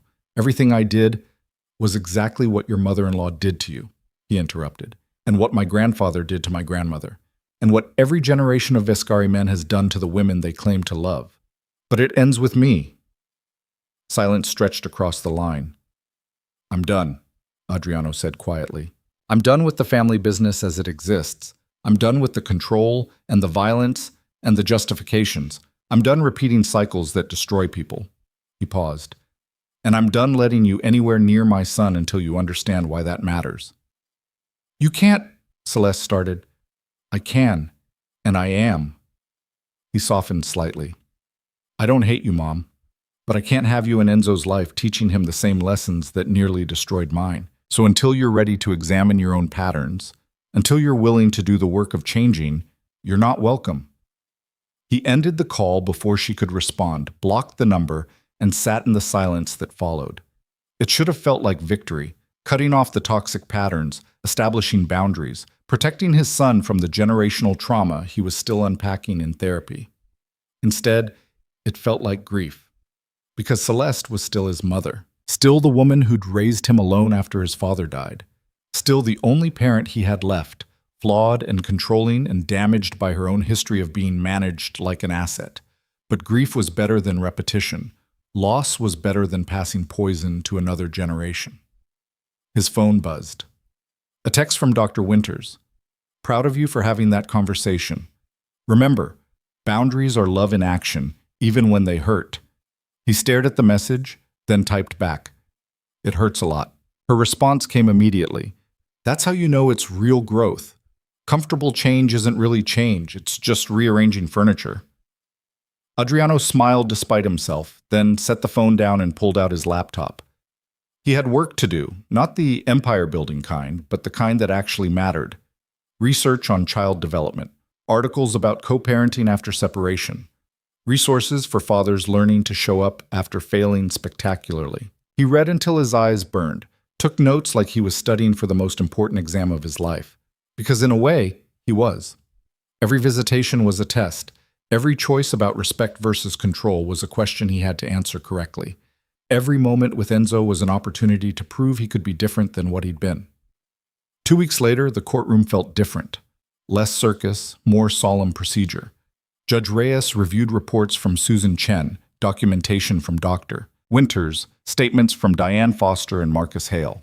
She asked Adriano direct questions about his parenting education, his therapy progress, his understanding of the boundaries Mara needed. He answered honestly. About his failures. About the work he was doing. About his commitment to earning trust instead of demanding it. Then Judge Reyes turned to Mara. Mrs. Hale, you've heard the reports and Mr. Vescari's testimony. What are your thoughts on modifying the visitation arrangement? Mara stood, Enzo sleeping against her shoulder. She looked tired, uncertain, but stronger than she'd been 6 weeks ago in this same courtroom. I think he's trying, she said quietly. I think the effort is real, but I'm not ready for unsupervised visits yet. Adriano's expression didn't change, but something in his posture relaxed. No fight, no argument, just acceptance. Judge Reyes nodded. What would you be comfortable with? Graduated transition, longer supervised visits first, then supervised visits in less formal settings, parks maybe, or family-friendly restaurants. Places where we can see how he handles real-world parenting, not just controlled environments. She paused. And I want him to continue therapy and parenting education, not because the court requires it, but because he chooses it. Mr. Vescari? Judge Reyes looked at him. Do you have any objections to Mrs. Hale's proposal? None. His voice was steady. Whatever makes her comfortable. The judge reviewed her notes, then delivered her ruling. Extended supervised visits, 4 hours, 3 times a week. Permission for outdoor locations and public spaces, still with Susan Chen or another approved supervisor present. Continuation of all therapeutic and educational requirements. Review in another 6 weeks to assess progress toward unsupervised access. The gavel came down. Adriano walked out of the courthouse into afternoon sunlight, alone again, and felt something he hadn't expected. Hope. Not because he'd gotten what he wanted. He hadn't, not really. But because Mara had been honest about her needs and he'd respected them. Because the system was working the way it should, protecting the vulnerable while allowing space for change. Because his son was safe, and his son's mother felt empowered to set boundaries instead of running. That was worth more than any legal victory. His phone buzzed. Victor. The Marino deal is holding, but the Petrovas are asking questions about your long-term plans. They want to know if you're in or out. Adriano typed back. Tell them I'm out. Clean exit. Negotiated terms. No drama. I'm done with that world. Victor's response took longer. You're serious about this. Completely. Find buyers for everything that can't be legitimized. Set up the foundation like we discussed. I want to be fully transitioned within 6 months. The family's going to lose their minds. The family will adapt or they won't. Either way, I'm done living according to their rules. He pocketed the phone and headed toward his car, where his driver waited with patient neutrality. But before he reached it, he heard his name. Adriano? He turned. Mara stood on the courthouse steps, Enzo still sleeping against her shoulder, Diane Foster nowhere in sight. His heart stuttered. Is everything okay? I wanted to say something, away from lawyers and judges and documentation. She descended the steps carefully, stopping a few feet away. You could have fought the custody arrangement. You have resources, connections, attorneys who could have torn apart my testimony and made me look unstable. I would never. I know. She cut him off gently. That's what I'm trying to say. You didn't. You respected my boundaries. You did the work without being forced. You showed up for him without trying to own us. Her eyes were bright. That matters. It's the bare minimum of decent behavior. Maybe, but it's more than I expected from you 6 weeks ago. She shifted Enzo slightly. So, thank you for trying, for being consistent, for not making this harder than it already is. Adriano wanted to close the distance between them, to touch her face, to pull her close, and apologize for every moment of the 2 years he'd made her feel like a prisoner. But he stayed where he was, respecting the space she needed. I'm going to keep trying, he said quietly. Keep showing up, keep doing the work. However long it takes to prove this is real. She nodded, eyes searching his face for something she couldn't quite name. I believe you. The words seemed to surprise her as much as him. I'm not ready to trust you, but I believe you're trying, and that's something. Then she turned and walked away, disappearing into the city with their son, leaving Adriano standing on the courthouse steps, feeling both devastated and strangely hopeful, because belief was the first step toward trust, and trust was what he needed to earn if he ever wanted to be more than a supervised visitor in his son's life. He got in the car and headed home, past the penthouse, past the office, past all the monuments to the empire he was systematically dismantling. Instead, he drove to a small park in Brooklyn where children played on swings and parents watched from benches. He sat there for an hour, watching families, studying how fathers interacted with sons, observing the casual affection and easy trust that came from showing up consistently without trying to control every outcome. And he made a promise to the son who wasn't there to hear it. He would become that kind of father, the kind who showed up without agenda, who protected without imprisoning, who loved without needing to own, however long it took, whatever it cost. Even if Mara never trusted him again, even if he spent years in supervised visits earning inches of progress, even if he had to completely destroy the empire his grandfather built to create space for something healthier, he would do it, because Enzo deserved a father who chose him over power, and Adriano Vescari was finally ready to become that man. The extended visit started the following week. 4 hours, 3 times per week, alternating between the Children's Services Office and supervised outings to parks, family restaurants, and public spaces where Adriano could learn to navigate fatherhood in the messy reality of the world instead of controlled environments. Susan Chen documented everything with clinical precision, but even she couldn't hide the gradual shift in dynamics. The way Enzo lit up when Adriano arrived, tiny arms reaching before conscious recognition, should have developed.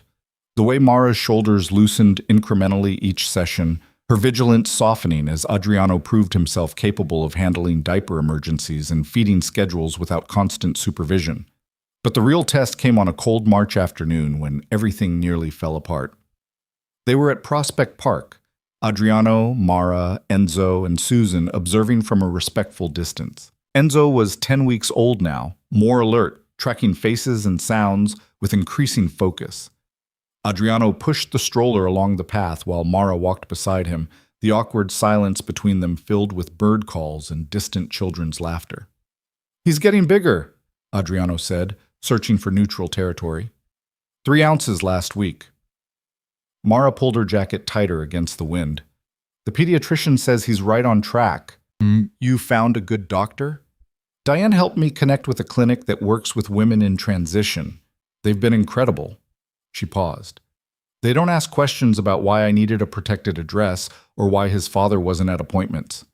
The words stung, but Adriano absorbed them without defense. "I'm glad you found good care." They walked in silence for another minute.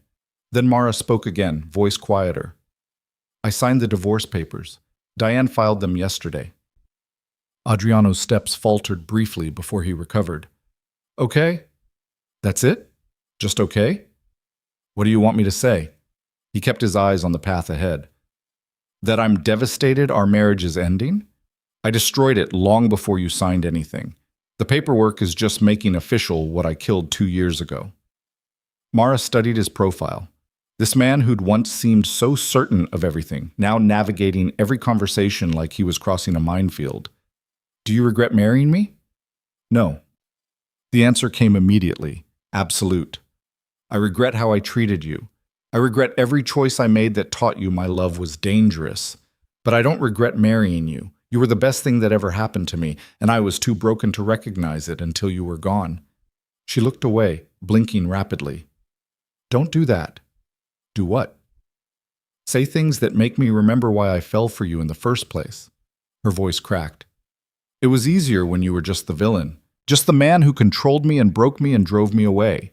But then you show up here week after week, doing the work, being present, saying things that sound like the man I thought I married before I learned who you really were." "Maybe I'm both," Adriano said quietly. "The villain and the man you married. Maybe I've always been both. And you're just seeing the whole picture now instead of the version I wanted you to see." Before Mara could respond, a car pulled up to the curb 20 feet ahead. Black sedan, tinted windows, engine running. Two men got out, thick builds, expensive suits that didn't quite hide the bulges of concealed weapons. Adriano's entire body went rigid. He recognized them immediately. Petrov enforcers. The Russian syndicate that had been testing his boundaries since he'd started divesting from the family business. Susan noticed his reaction and started moving closer, phone already out. "Is there a problem?" "Take them." Adriano's voice was steel as he looked at Mara. "Take Enzo and go with Susan. Now." "What's happening?" Mara's hand went to the stroller protectively. "Now, Mara." His tone brooked no argument, the commanding presence she remembered from their marriage bleeding through. "Please." The men were approaching, hands visible but posture radiating threat. Susan made a quick assessment, then gripped Mara's arm. "Come on, let's give them space." Mara wanted to argue, but something in Adriano's expression, fear, not for himself but for them, made her nod. She grabbed the stroller and let Susan guide her away, glancing back every few steps to see Adriano facing down the two men with the kind of cold presence that reminded her exactly who he'd been before therapy and parenting classes. The older enforcer spoke first, accent thick. "Mr. Vescari, been trying to reach you." "I've been busy." Adriano's voice was level, dangerous. "This is a public park. Families are here. You need to leave." "We need to discuss your recent business decisions."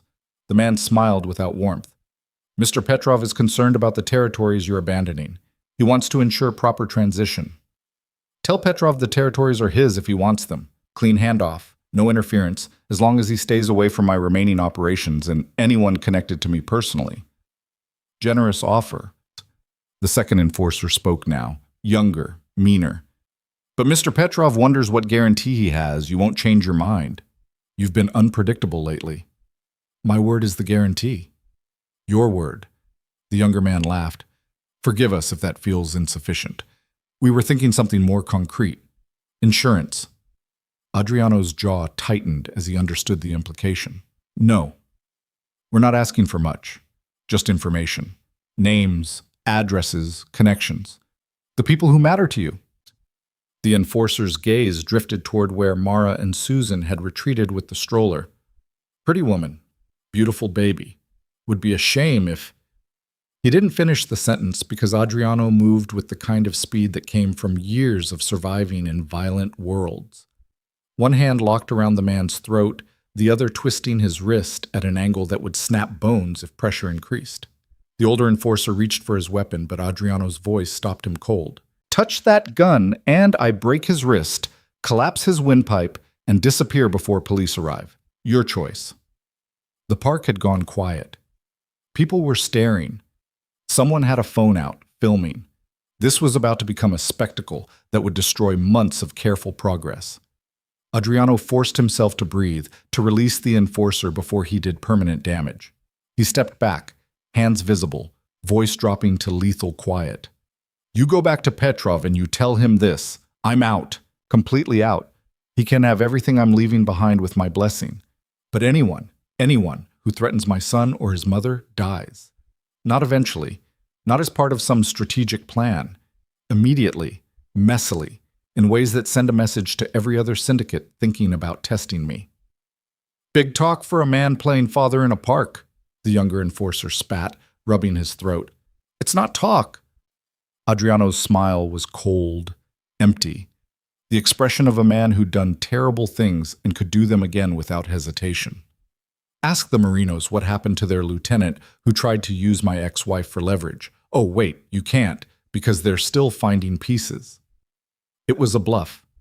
He hadn't killed anyone, had in fact negotiated peaceful territory transfer. But the Petrovas didn't know that. They only knew his reputation, the stories that preceded him, the legend of a man who'd built an empire through calculated violence. The older enforcer put a hand on his colleague's shoulder. "We'll deliver your message, Mr. Vescari." "See that you do." Adriano didn't move until both men were back in the car, until the sedan pulled away and disappeared into traffic. Then he turned to find Mara standing 10 feet away, Enzo in her arms, Susan beside her looking professionally concerned and personally alarmed. "What the hell was that?" Mara's voice shook with anger and fear.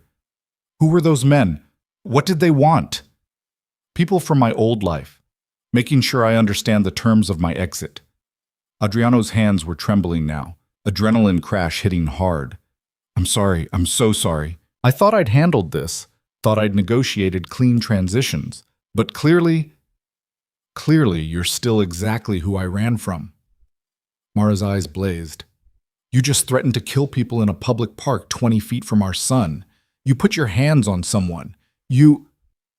I protected you." Adriano cut her off, voice ragged. "They were threatening you. Threatening Enzo. What was I supposed to do? Politely ask them to leave?" "You were supposed to not have a life where Russian enforcers show up at parks making threats." She was crying now, fury and terror mixing. "You were supposed to be different, to have changed, but you're still that man, still living in a world where violence is the answer, where my son is a target because of who his father is." Susan stepped forward. "Let's all take a breath, Mrs. Hele, why don't we get Enzo somewhere quiet? I want him away from this." Mara looked at Adriano with something close to hate. "Away from you. Away from whatever world you live in that follows us to parks and threatens my baby." "Mara, please, say, don't." She held up a hand. "Just don't. I tried to believe you were changing. I wanted to believe it, but you can't change who you fundamentally are. And who you are puts my son in danger." She turned and walked away, Susan following with apologetic backward glances, leaving Adriano standing alone on the path while curious onlookers whispered and filmed and documented the spectacular implosion of his carefully constructed redemption. He stood there for a long time after they'd gone, watching the space where his son had been, feeling the weight of every choice he'd ever made crushing down on his chest. Then he pulled out his phone and made a call. Victor answered immediately. "What happened? I've got reports of an incident. I need a full security detail on Mara and Enzo. Discreet. They never know it's there, but 24/7 protection from anyone who might use them as leverage." "Adriano, if she finds out you're having her watched, she won't find out because it won't be surveillance. It's protection. There's a difference." His voice was iron. "And I need you to send a message to every syndicate, every family, every criminal enterprise that might think about touching them. Make it clear that they're completely off limits, untouchable, that anyone who even looks at them wrong disappears." "That's going to burn a lot of bridges." "Burn them all. I don't care. My son's safety is non-negotiable." He ended the call and made another. Dr. Winters answered on the third ring. "I need an emergency session." Adriano's voice cracked. "I just destroyed everything. Again." "Come to the office. I'll make time." An hour later, he sat on her familiar couch, staring at his hands, reliving the moment when instinct had overridden months of careful change. "I grabbed him," Adriano said quietly. "Someone threatened my son, and I reacted like the man I used to be. Not the father I'm trying to become. The enforcer. The criminal. The man who solves problems with violence." "You were protecting your child from a credible threat, Doctor," Winters said carefully. "That's not the same as the controlling behavior that drove Mara away." "Isn't it? I made a decision about their safety without consulting her. I responded with physical force. I sent her son, our son, the message that violence is how we handle difficult situations." He looked up. "And now she's going to take away access because I proved her right. I am still that man." "Are you?" Dr. Winters leaned forward.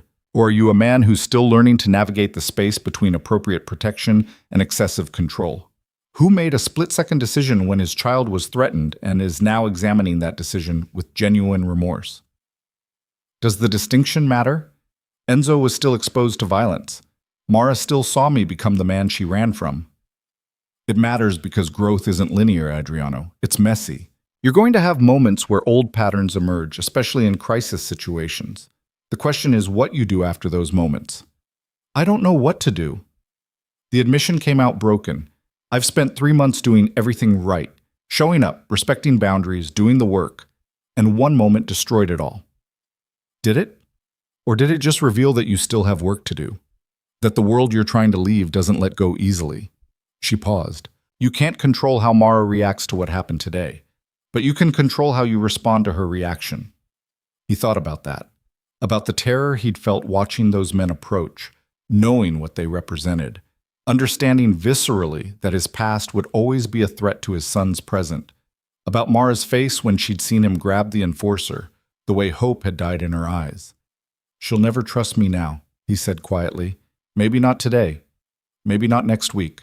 But if you continue showing up, continue doing the work, continue proving that you understand the difference between protection and control, she might trust you eventually. Dr. Winters met his eyes. The question is whether you're willing to keep trying even when it feels hopeless. Adriano left the session with no clear answers, just the determination to keep showing up even if Mara wanted him gone. He drove home through evening traffic, watching the city lights blur past, thinking about the impossible task of building trust after destroying it so completely. His phone rang. Diane Foster. He answered with trepidation. I know she wants to suspend visits, I understand, but please tell her she doesn't want to suspend visits, Diane interrupted. She wants to talk to you, in person, tonight. Adriano's pulse jumped. Where? Her apartment. She's making an exception to the protected address, because she says this conversation needs to happen without supervisors or documentation. A pause. I'm going to text you the address. But Adriano, if you do anything to make her regret this decision, I will personally ensure you never see your son again. Are we clear? Crystal. The address came through moments later. A modest building in a quiet Brooklyn neighborhood, the kind of place where people lived normal lives far removed from penthouse fortresses and criminal empires. Adriano stood outside her door for a full minute before knocking, heart pounding in a way that had nothing to do with danger and everything to do with the terrifying vulnerability of caring what someone thought of him. Mara opened the door.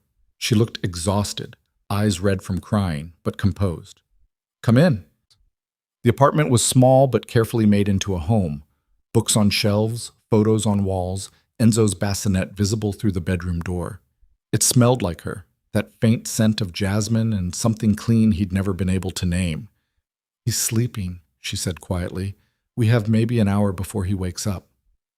Adriano stood awkwardly in the tiny living room, this space that was wholly hers, built without him, representing the life she'd chosen over everything he could offer. Sit. She gestured to the couch. We need to talk. He sat. She remained standing, arms crossed, that defensive posture he remembered from their marriage whenever she'd gathered courage to confront him. I've been thinking about today, she started. About what happened. About my reaction. About everything. Mara, I'm sorry. Let me finish. Her voice was firm. I saw you grab that man and I panicked, because for a second you looked exactly like the person I ran from. Violent, controlling, dangerous. And my first instinct was to protect Enzo from you. Adriano's chest tightened, but he stayed silent. But then I got home and I replayed it in my mind. Really looked at what happened instead of just reacting. She paused. You didn't hit him. You restrained him until the threat passed, then let him go. You sent us away first, made sure we were safe before engaging, and you didn't escalate beyond what was necessary to end the situation. I still used violence. You defended us. She cut him off. Those men were threatening your son, our son, and you responded like a father protecting his child, not like a crime boss eliminating opposition. Adriano stared at her, not quite believing what he was hearing. I'm not saying it was perfect, Mara continued. I'm not saying I'm comfortable with any part of your old life showing up in parks, but I'm saying I understand the difference between what you did today and what you used to do.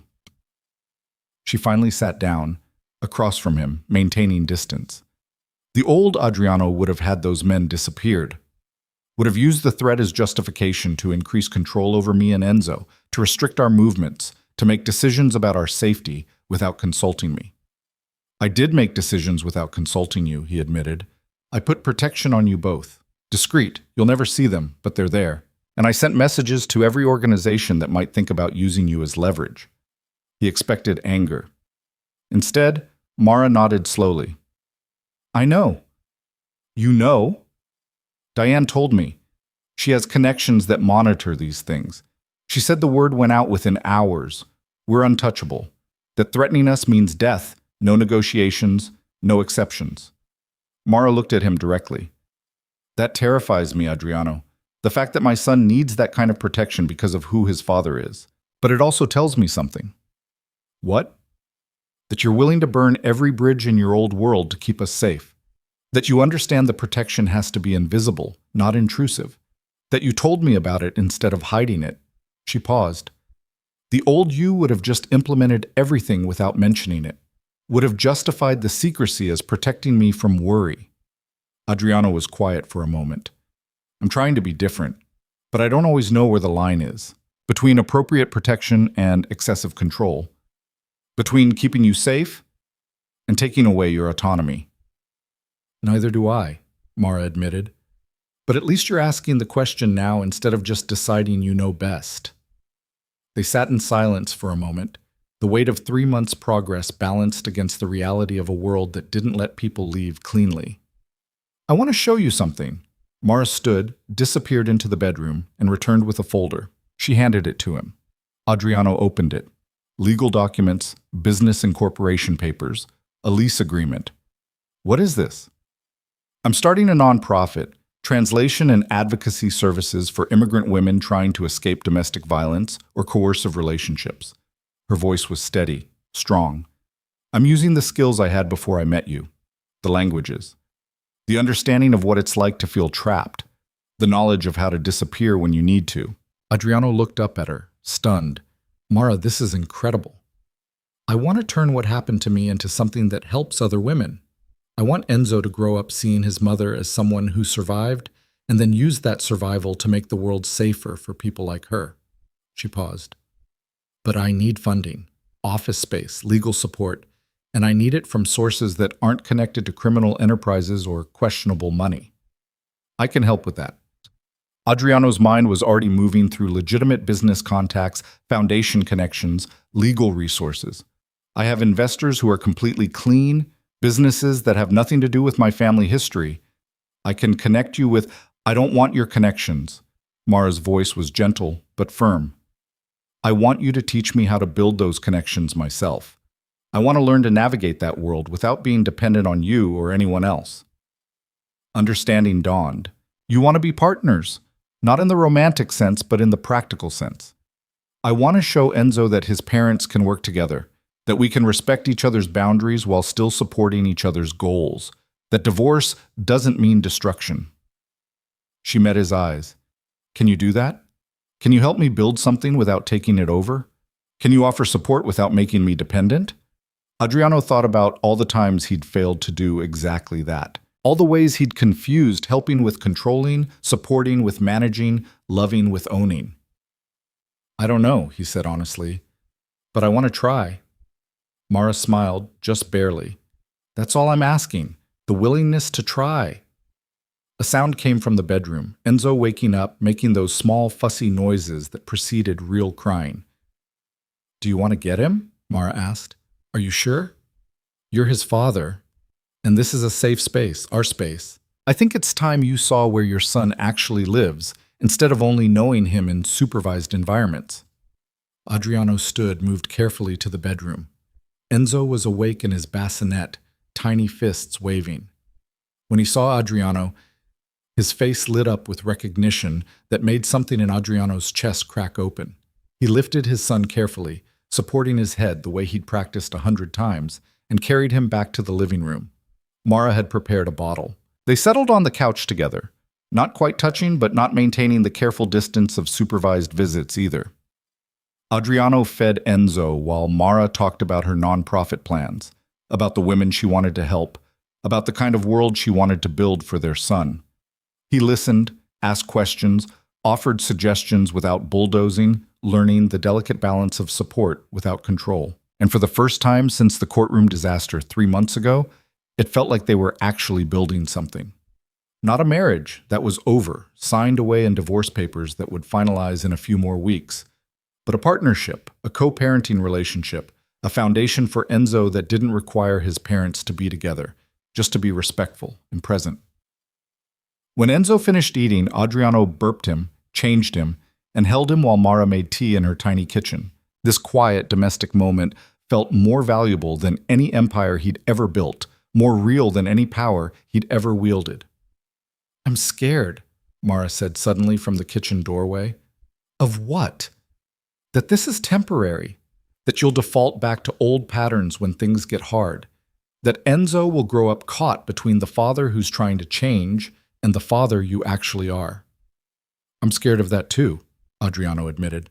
"Every day I'm terrified I'm going to wake up and realize I've been performing instead of actually changing. That the control and the violence and the need to manage every outcome is still there, just buried deeper." "How do we know?" Mara came back to the couch, sitting closer this time. "How do we know if this is real or just another phase?" "We don't." He looked down at Enzo, peaceful in his arms. "All we can do is keep showing up, keep checking in, keep being honest about when we're struggling." He met her eyes. "And maybe that's enough. Maybe being uncertain but committed is better than being certain and destructive." Mara reached out hesitantly, then touched Enzo's tiny hand. Her fingers brushed Adriano's in the process, and neither of them pulled away. "I don't love you anymore," she said quietly. "I need you to know that. Whatever we build going forward, it's not reconciliation. It's not romance. It's just two people trying to raise a child together despite everything that went wrong between them." "I know." And he did. The knowledge hurt, but it was a clean pain, honest instead of festering. "I'll probably always love you, but I also understand I killed what we had. This is about Enzo, not about us. Can you live with that?" "I can live with anything if it means being part of his life." Adriano adjusted Enzo slightly, marveling at how natural the weight felt now. "I'd rather be his father on your terms than not be his father at all." They stayed like that for another hour, talking quietly while Enzo dozed, making plans for the nonprofit, discussing how to handle inevitable challenges, negotiating boundaries that respected both their needs. It wasn't romantic, it wasn't even particularly warm, but it was functional, respectful, and focused entirely on building the best possible foundation for their son. When Adriano finally left, stepping out into the cool night air, he felt different. Not fixed. He was too self-aware to think 3 months of work erased decades of dysfunction, but changed in ways that felt permanent, rooted in something deeper than performance or legal requirements. His phone buzzed. A text from Diane Foster. Mara called, said the conversation went well. Supervised visits continue as scheduled, but she's open to discussing unsupervised access if the next few weeks remain stable. Don't screw this up. Adriano smiled despite the exhaustion crushing down on him. He'd faced Russian enforcers, confronted his mother, dismantled criminal empires, and navigated an emotional conversation with his ex-wife without defaulting to control or manipulation. He'd survived the test, but the real test, he knew, was coming. Because the Petrovas weren't the only ones watching his exit from the criminal world. Other families were circling, sensing opportunity in his transformation, wondering if the legendary Adriano Vescari had truly gone soft, or if this was strategy wrapped in sentiment. And somewhere in the shadows of his old life, someone was planning to test his new boundaries in ways that would force him to choose between the father he was trying to become and the monster he'd always been. But that was a problem for tomorrow. Tonight, Adriano drove home through the quiet streets of Brooklyn, carrying the memory of his son's weight in his arms and his ex-wife's tentative trust, and felt something he'd never expected to feel after destroying his marriage and missing his son's birth. He felt hope. Fragile, uncertain, easily shattered, but real. And real was enough to build on. The attack came 3 weeks later, on a Thursday afternoon when Adriano was supposed to meet Mara and Enzo at the Brooklyn Botanic Garden for their first unsupervised visit. He was running 5 minutes early, unusual traffic making the drive faster than anticipated, when his phone rang. Victor's name flashed across the screen. "Not now," Adriano said immediately. "I'm meeting my son." "They have her." Victor's voice was ice. "The Petrovas. They grabbed Mara 20 minutes ago. Left a message saying if you want her back alive, you meet them alone. No police, no backup." The world stopped. Adriano's hands tightened on the steering wheel until his knuckles went white. "Enzo?" "With the babysitter at her apartment. Safe. They only took Mara." A pause. "This is retaliation, Adriano. For the threats you made, for the territories you abandoned, for making them look weak by walking away." "Where?" The word came out lethal, cold. Everything he'd been trying not to be for months condensing into single-minded purpose. "The old warehouse in Red Hook, where your grandfather used to conduct business." Victor's voice carried warning. "It's a trap. They want you emotional, angry, making mistakes.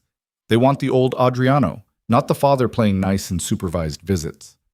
"Then that's what they'll get." Adriano was already changing course, heading toward Red Hook, mind cataloging weapons, strategies, approaches. "Assemble the team. Full tactical. I want every exit covered, every advantage we can manufacture. Adriano, if you go in there like this, they took my son's mother. They threatened the woman who's trying to build a life away from my world. They made this about Enzo." His voice dropped to something dark and ancient. "So I'm going to remind them why people used to cross the street when they saw me coming." He disconnected, made another call. Diane Foster answered immediately. "I know," she said before he could speak. "I'm with Enzo now. Building security let me up when Mara didn't return on schedule. He's safe, fed, calm. But Adriano, I'm getting her back. The police can't move fast enough, and you know it. By the time they mobilize, negotiate, plan an entry, she's dead." He forced himself to breathe. "I need you to keep Enzo safe. Don't let anyone near him. Don't trust anyone except yourself until you hear from me or Mara directly." "What are you going to do?" "Whatever it takes." He ended the call before she could argue. The warehouse loomed against the gray sky like a monument to everything Adriano had been trying to leave behind. He'd spent his childhood here, watching his grandfather conduct business that ranged from legitimate shipping to considerably darker enterprises. The building was supposed to be abandoned now, sold off in the legitimate business transition. Clearly, someone had other plans. Victor was waiting in the shadows with 4 men Adriano recognized, former military, loyal not to the family but to Adriano personally, the kind of people who understood that some situations required precision violence. "They're inside, 3rd floor, main floor space. At least 6 hostiles that we can confirm, probably more." Victor handed Adriano a weapon. "She's alive. We got visual through the upper windows. They're using her as bait." "Then let's give them what they want." Adriano checked the gun with practiced efficiency, muscle memory from a life he'd tried to leave overriding months of therapy and parenting classes. "I go in the front. You take your team through the service entrance. Wait for my signal, then close the trap." "This is exactly what they want you to do." "I know." Adriano met his second's eyes. "But they made a critical miscalculation. They think the old Adriano was more dangerous than the new one. They're wrong." He entered through the main door, hands visible, weapon holstered but accessible. The warehouse floor was cavernous, empty except for support pillars and the detritus of abandoned industry. Light filtered through broken windows, casting shadows that moved with the wind. Mara was in the center of the space, zip-tied to a chair, a gag in her mouth. Her face was bruised, one eye swelling shut, blood dried at the corner of her mouth. But her eyes were alert, furious, tracking movement with the same careful awareness she'd shown in the courtroom months ago. 6 men surrounded her, weapons visible, confident in their numbers and position. The oldest one, Dmitry Petrov himself, the syndicate head who'd been testing Adriano's boundaries, stood closest to Mara, a knife playing through his fingers with casual menace.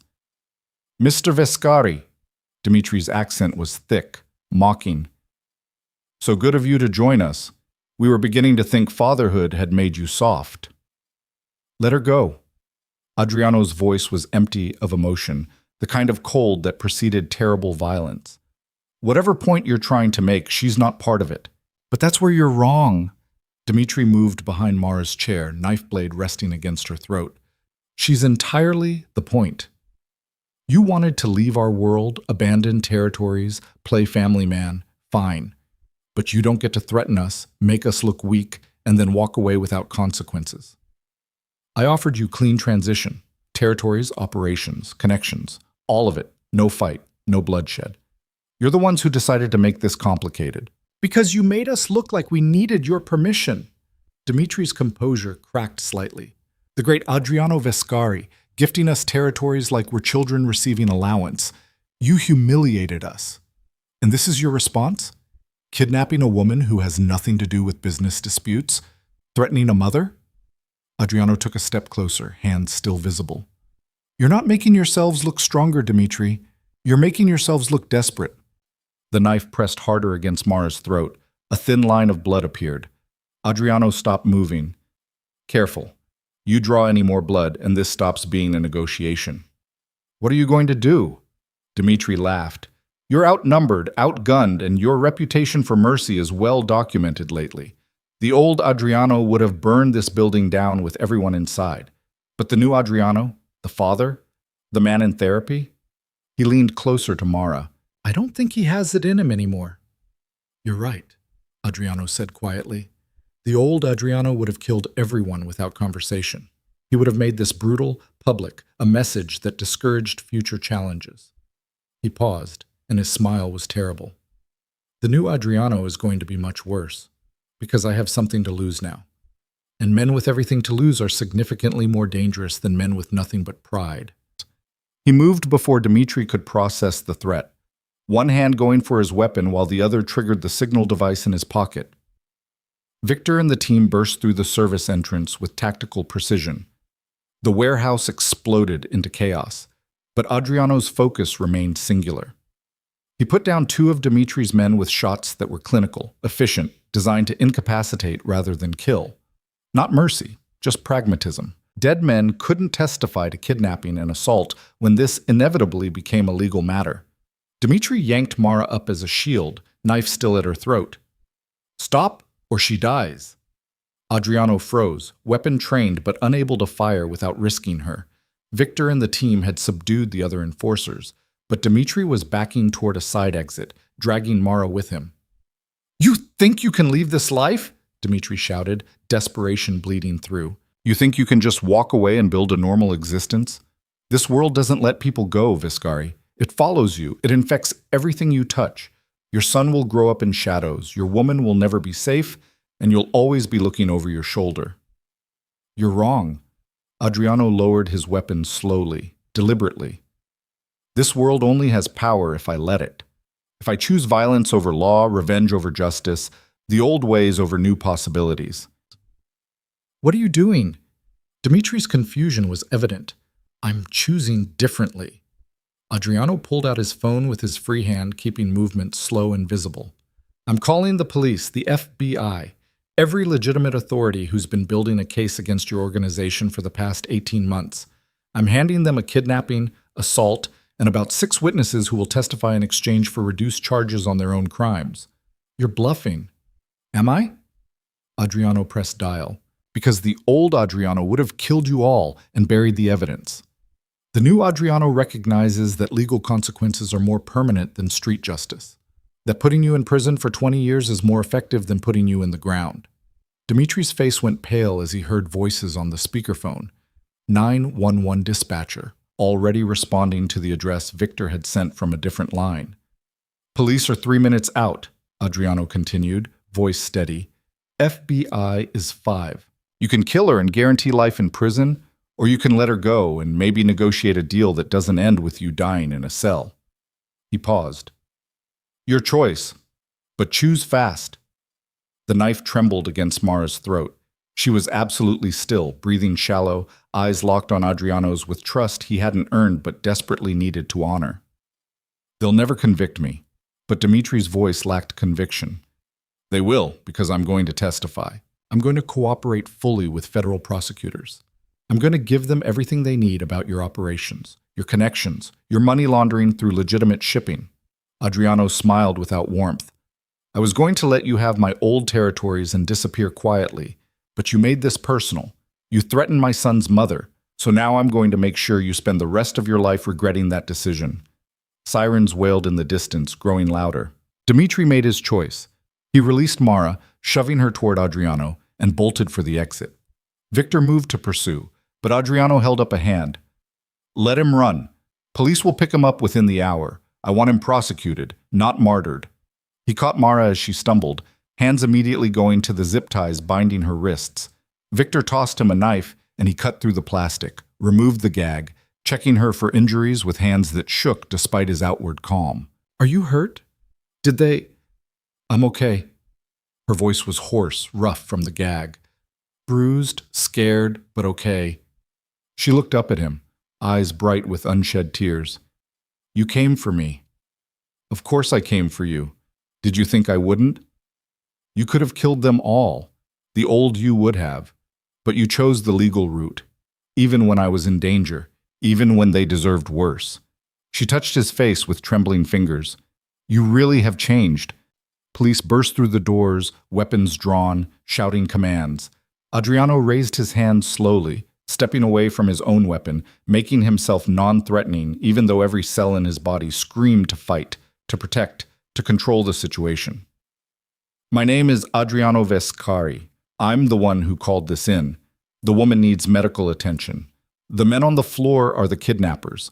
I'm willing to give a full statement and cooperate completely with the investigation." The next hours passed in a blur of EMTs, police statements, FBI agents who arrived with recording equipment, and very specific questions about Dmitry Petrov's organization. Adriano answered everything, holding nothing back, burning every bridge to his old life with testimonial napalm. Mara was treated for her injuries, minor cuts, bruising, shock, but nothing permanent. She insisted on staying for his interview, sitting beside him in the precinct conference room, silent support while he dismantled an empire.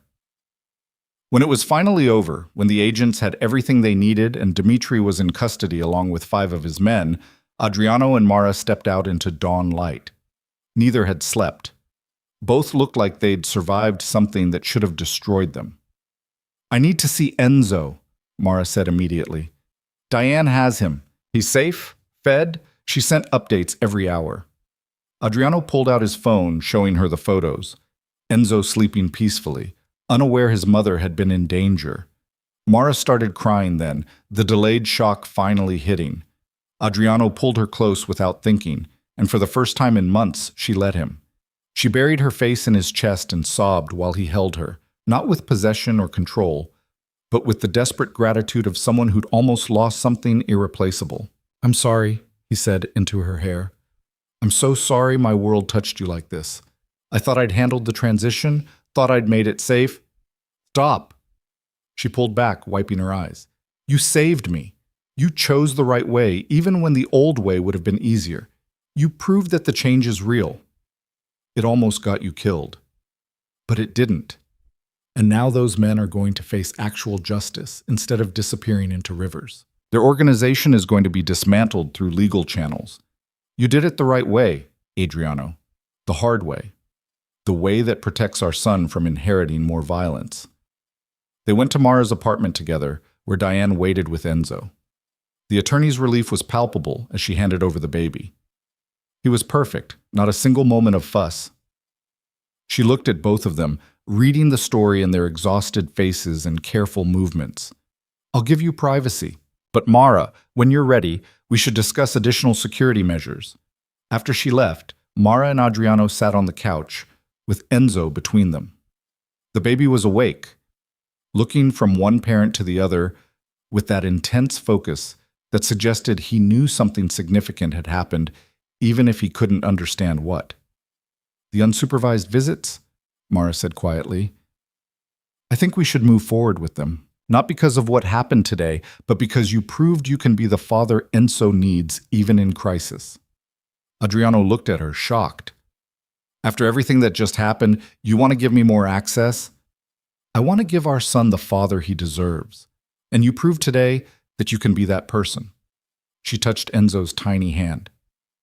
"The supervised visits were never about whether you could care for him physically. They were about whether I could trust you to put his needs ahead of your instincts. Today you did that. You chose legal justice over revenge. You called police instead of handling it the old way. You protected me without controlling me.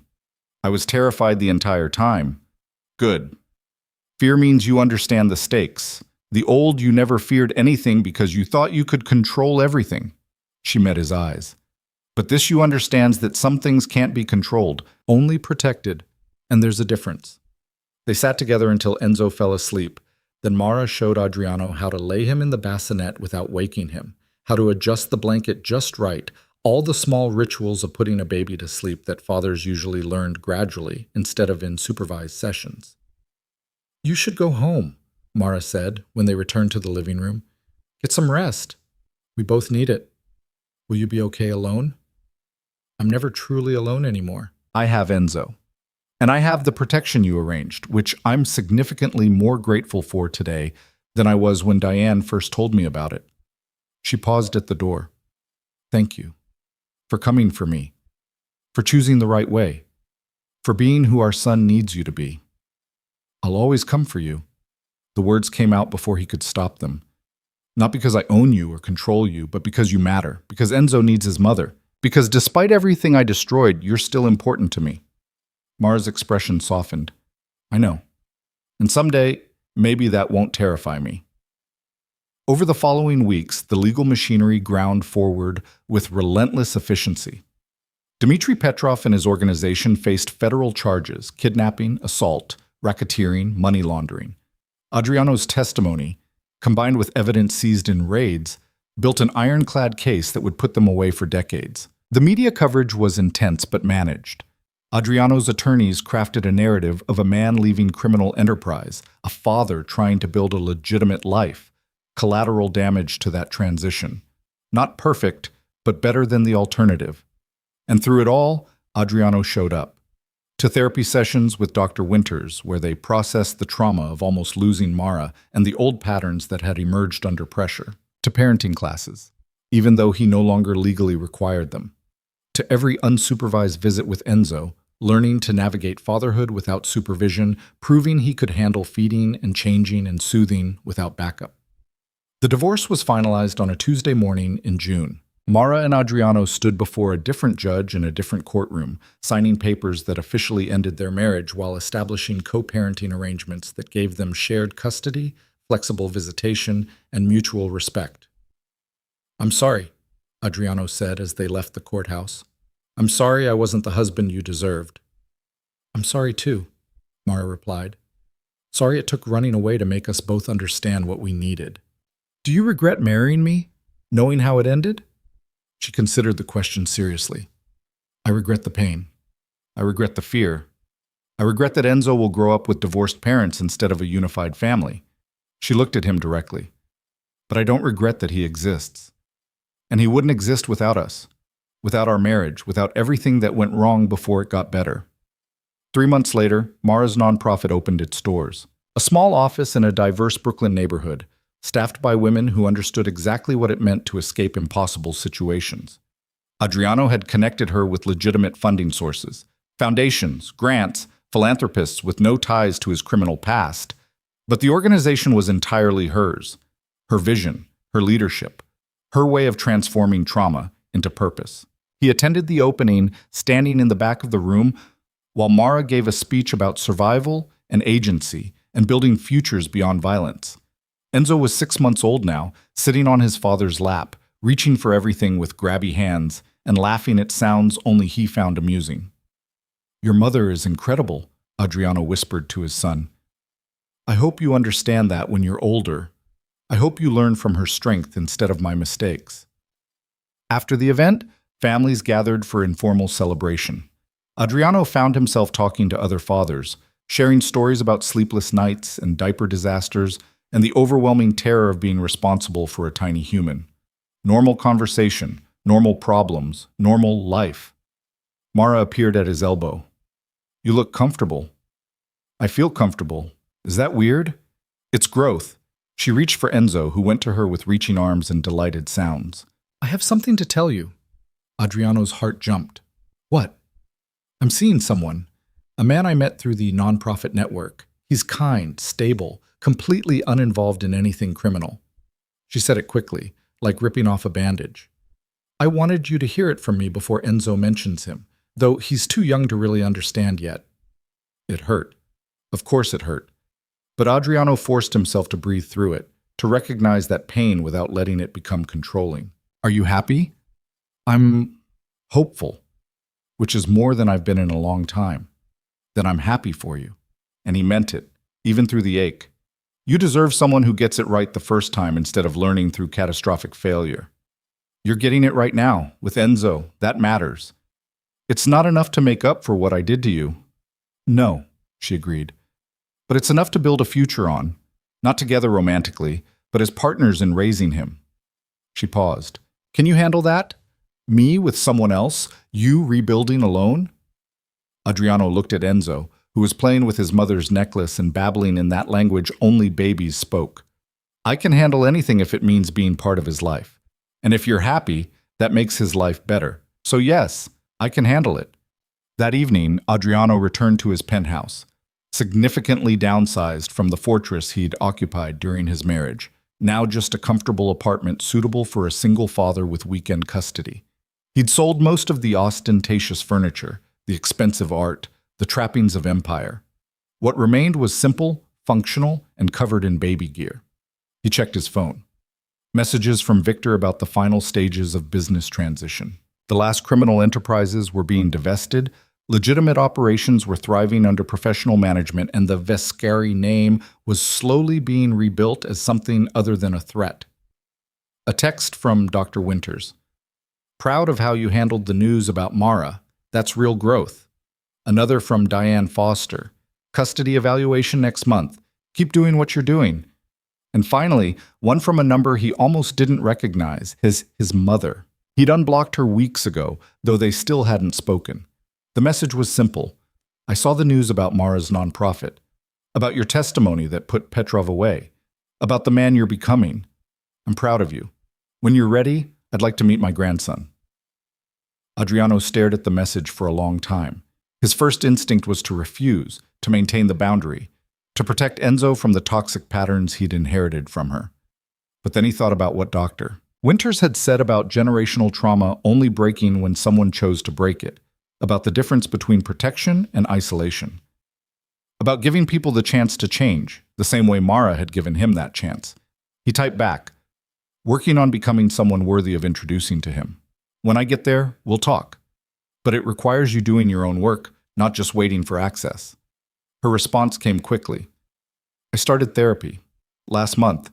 It's harder than I expected. Everything worthwhile is. Keep going. He set the phone down and walked to the window, looking out over the city he'd once tried to control, now just a place where he lived like anyone else. Smaller, quieter, but infinitely more real.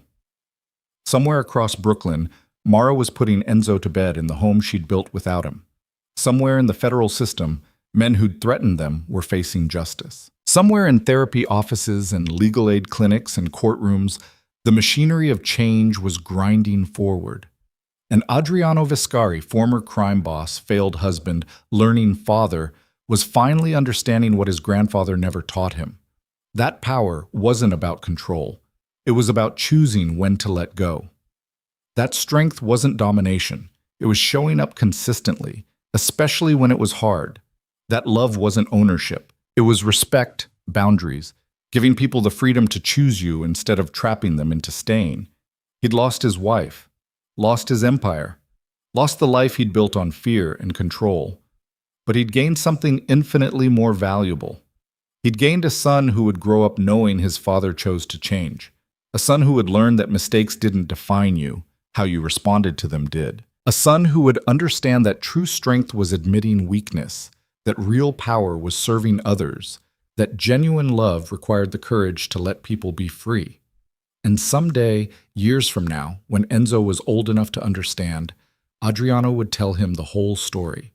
Not a sanitized version, but the truth, about the man he'd been, the woman he'd driven away, the moment in a federal courtroom when everything changed. He would tell him about the long road back from destruction, About supervised visits and therapy and learning that control was just fear and expensive clothing. About the day his mother was kidnapped and his father chose law over revenge, proving that change was possible even in the darkest moments. And he would tell him about the choice Enzo would someday face. The choice every person faced when they looked at their history and decided who they wanted to become. Repeat the patterns or break them. Control or trust. Possess or love. Adriano had made his choice, and every day, in every moment with his son, he was proving it was the right one. The city lights glittered against the darkness, full of possibility and threat in equal measure. But for the first time in longer than he could remember, Adriano wasn't trying to control any of it. He was just trying to be present, to show up, to earn his place in his son's life one day at a time. It was enough. It had to be enough. And miraculously, impossibly, it was. The end.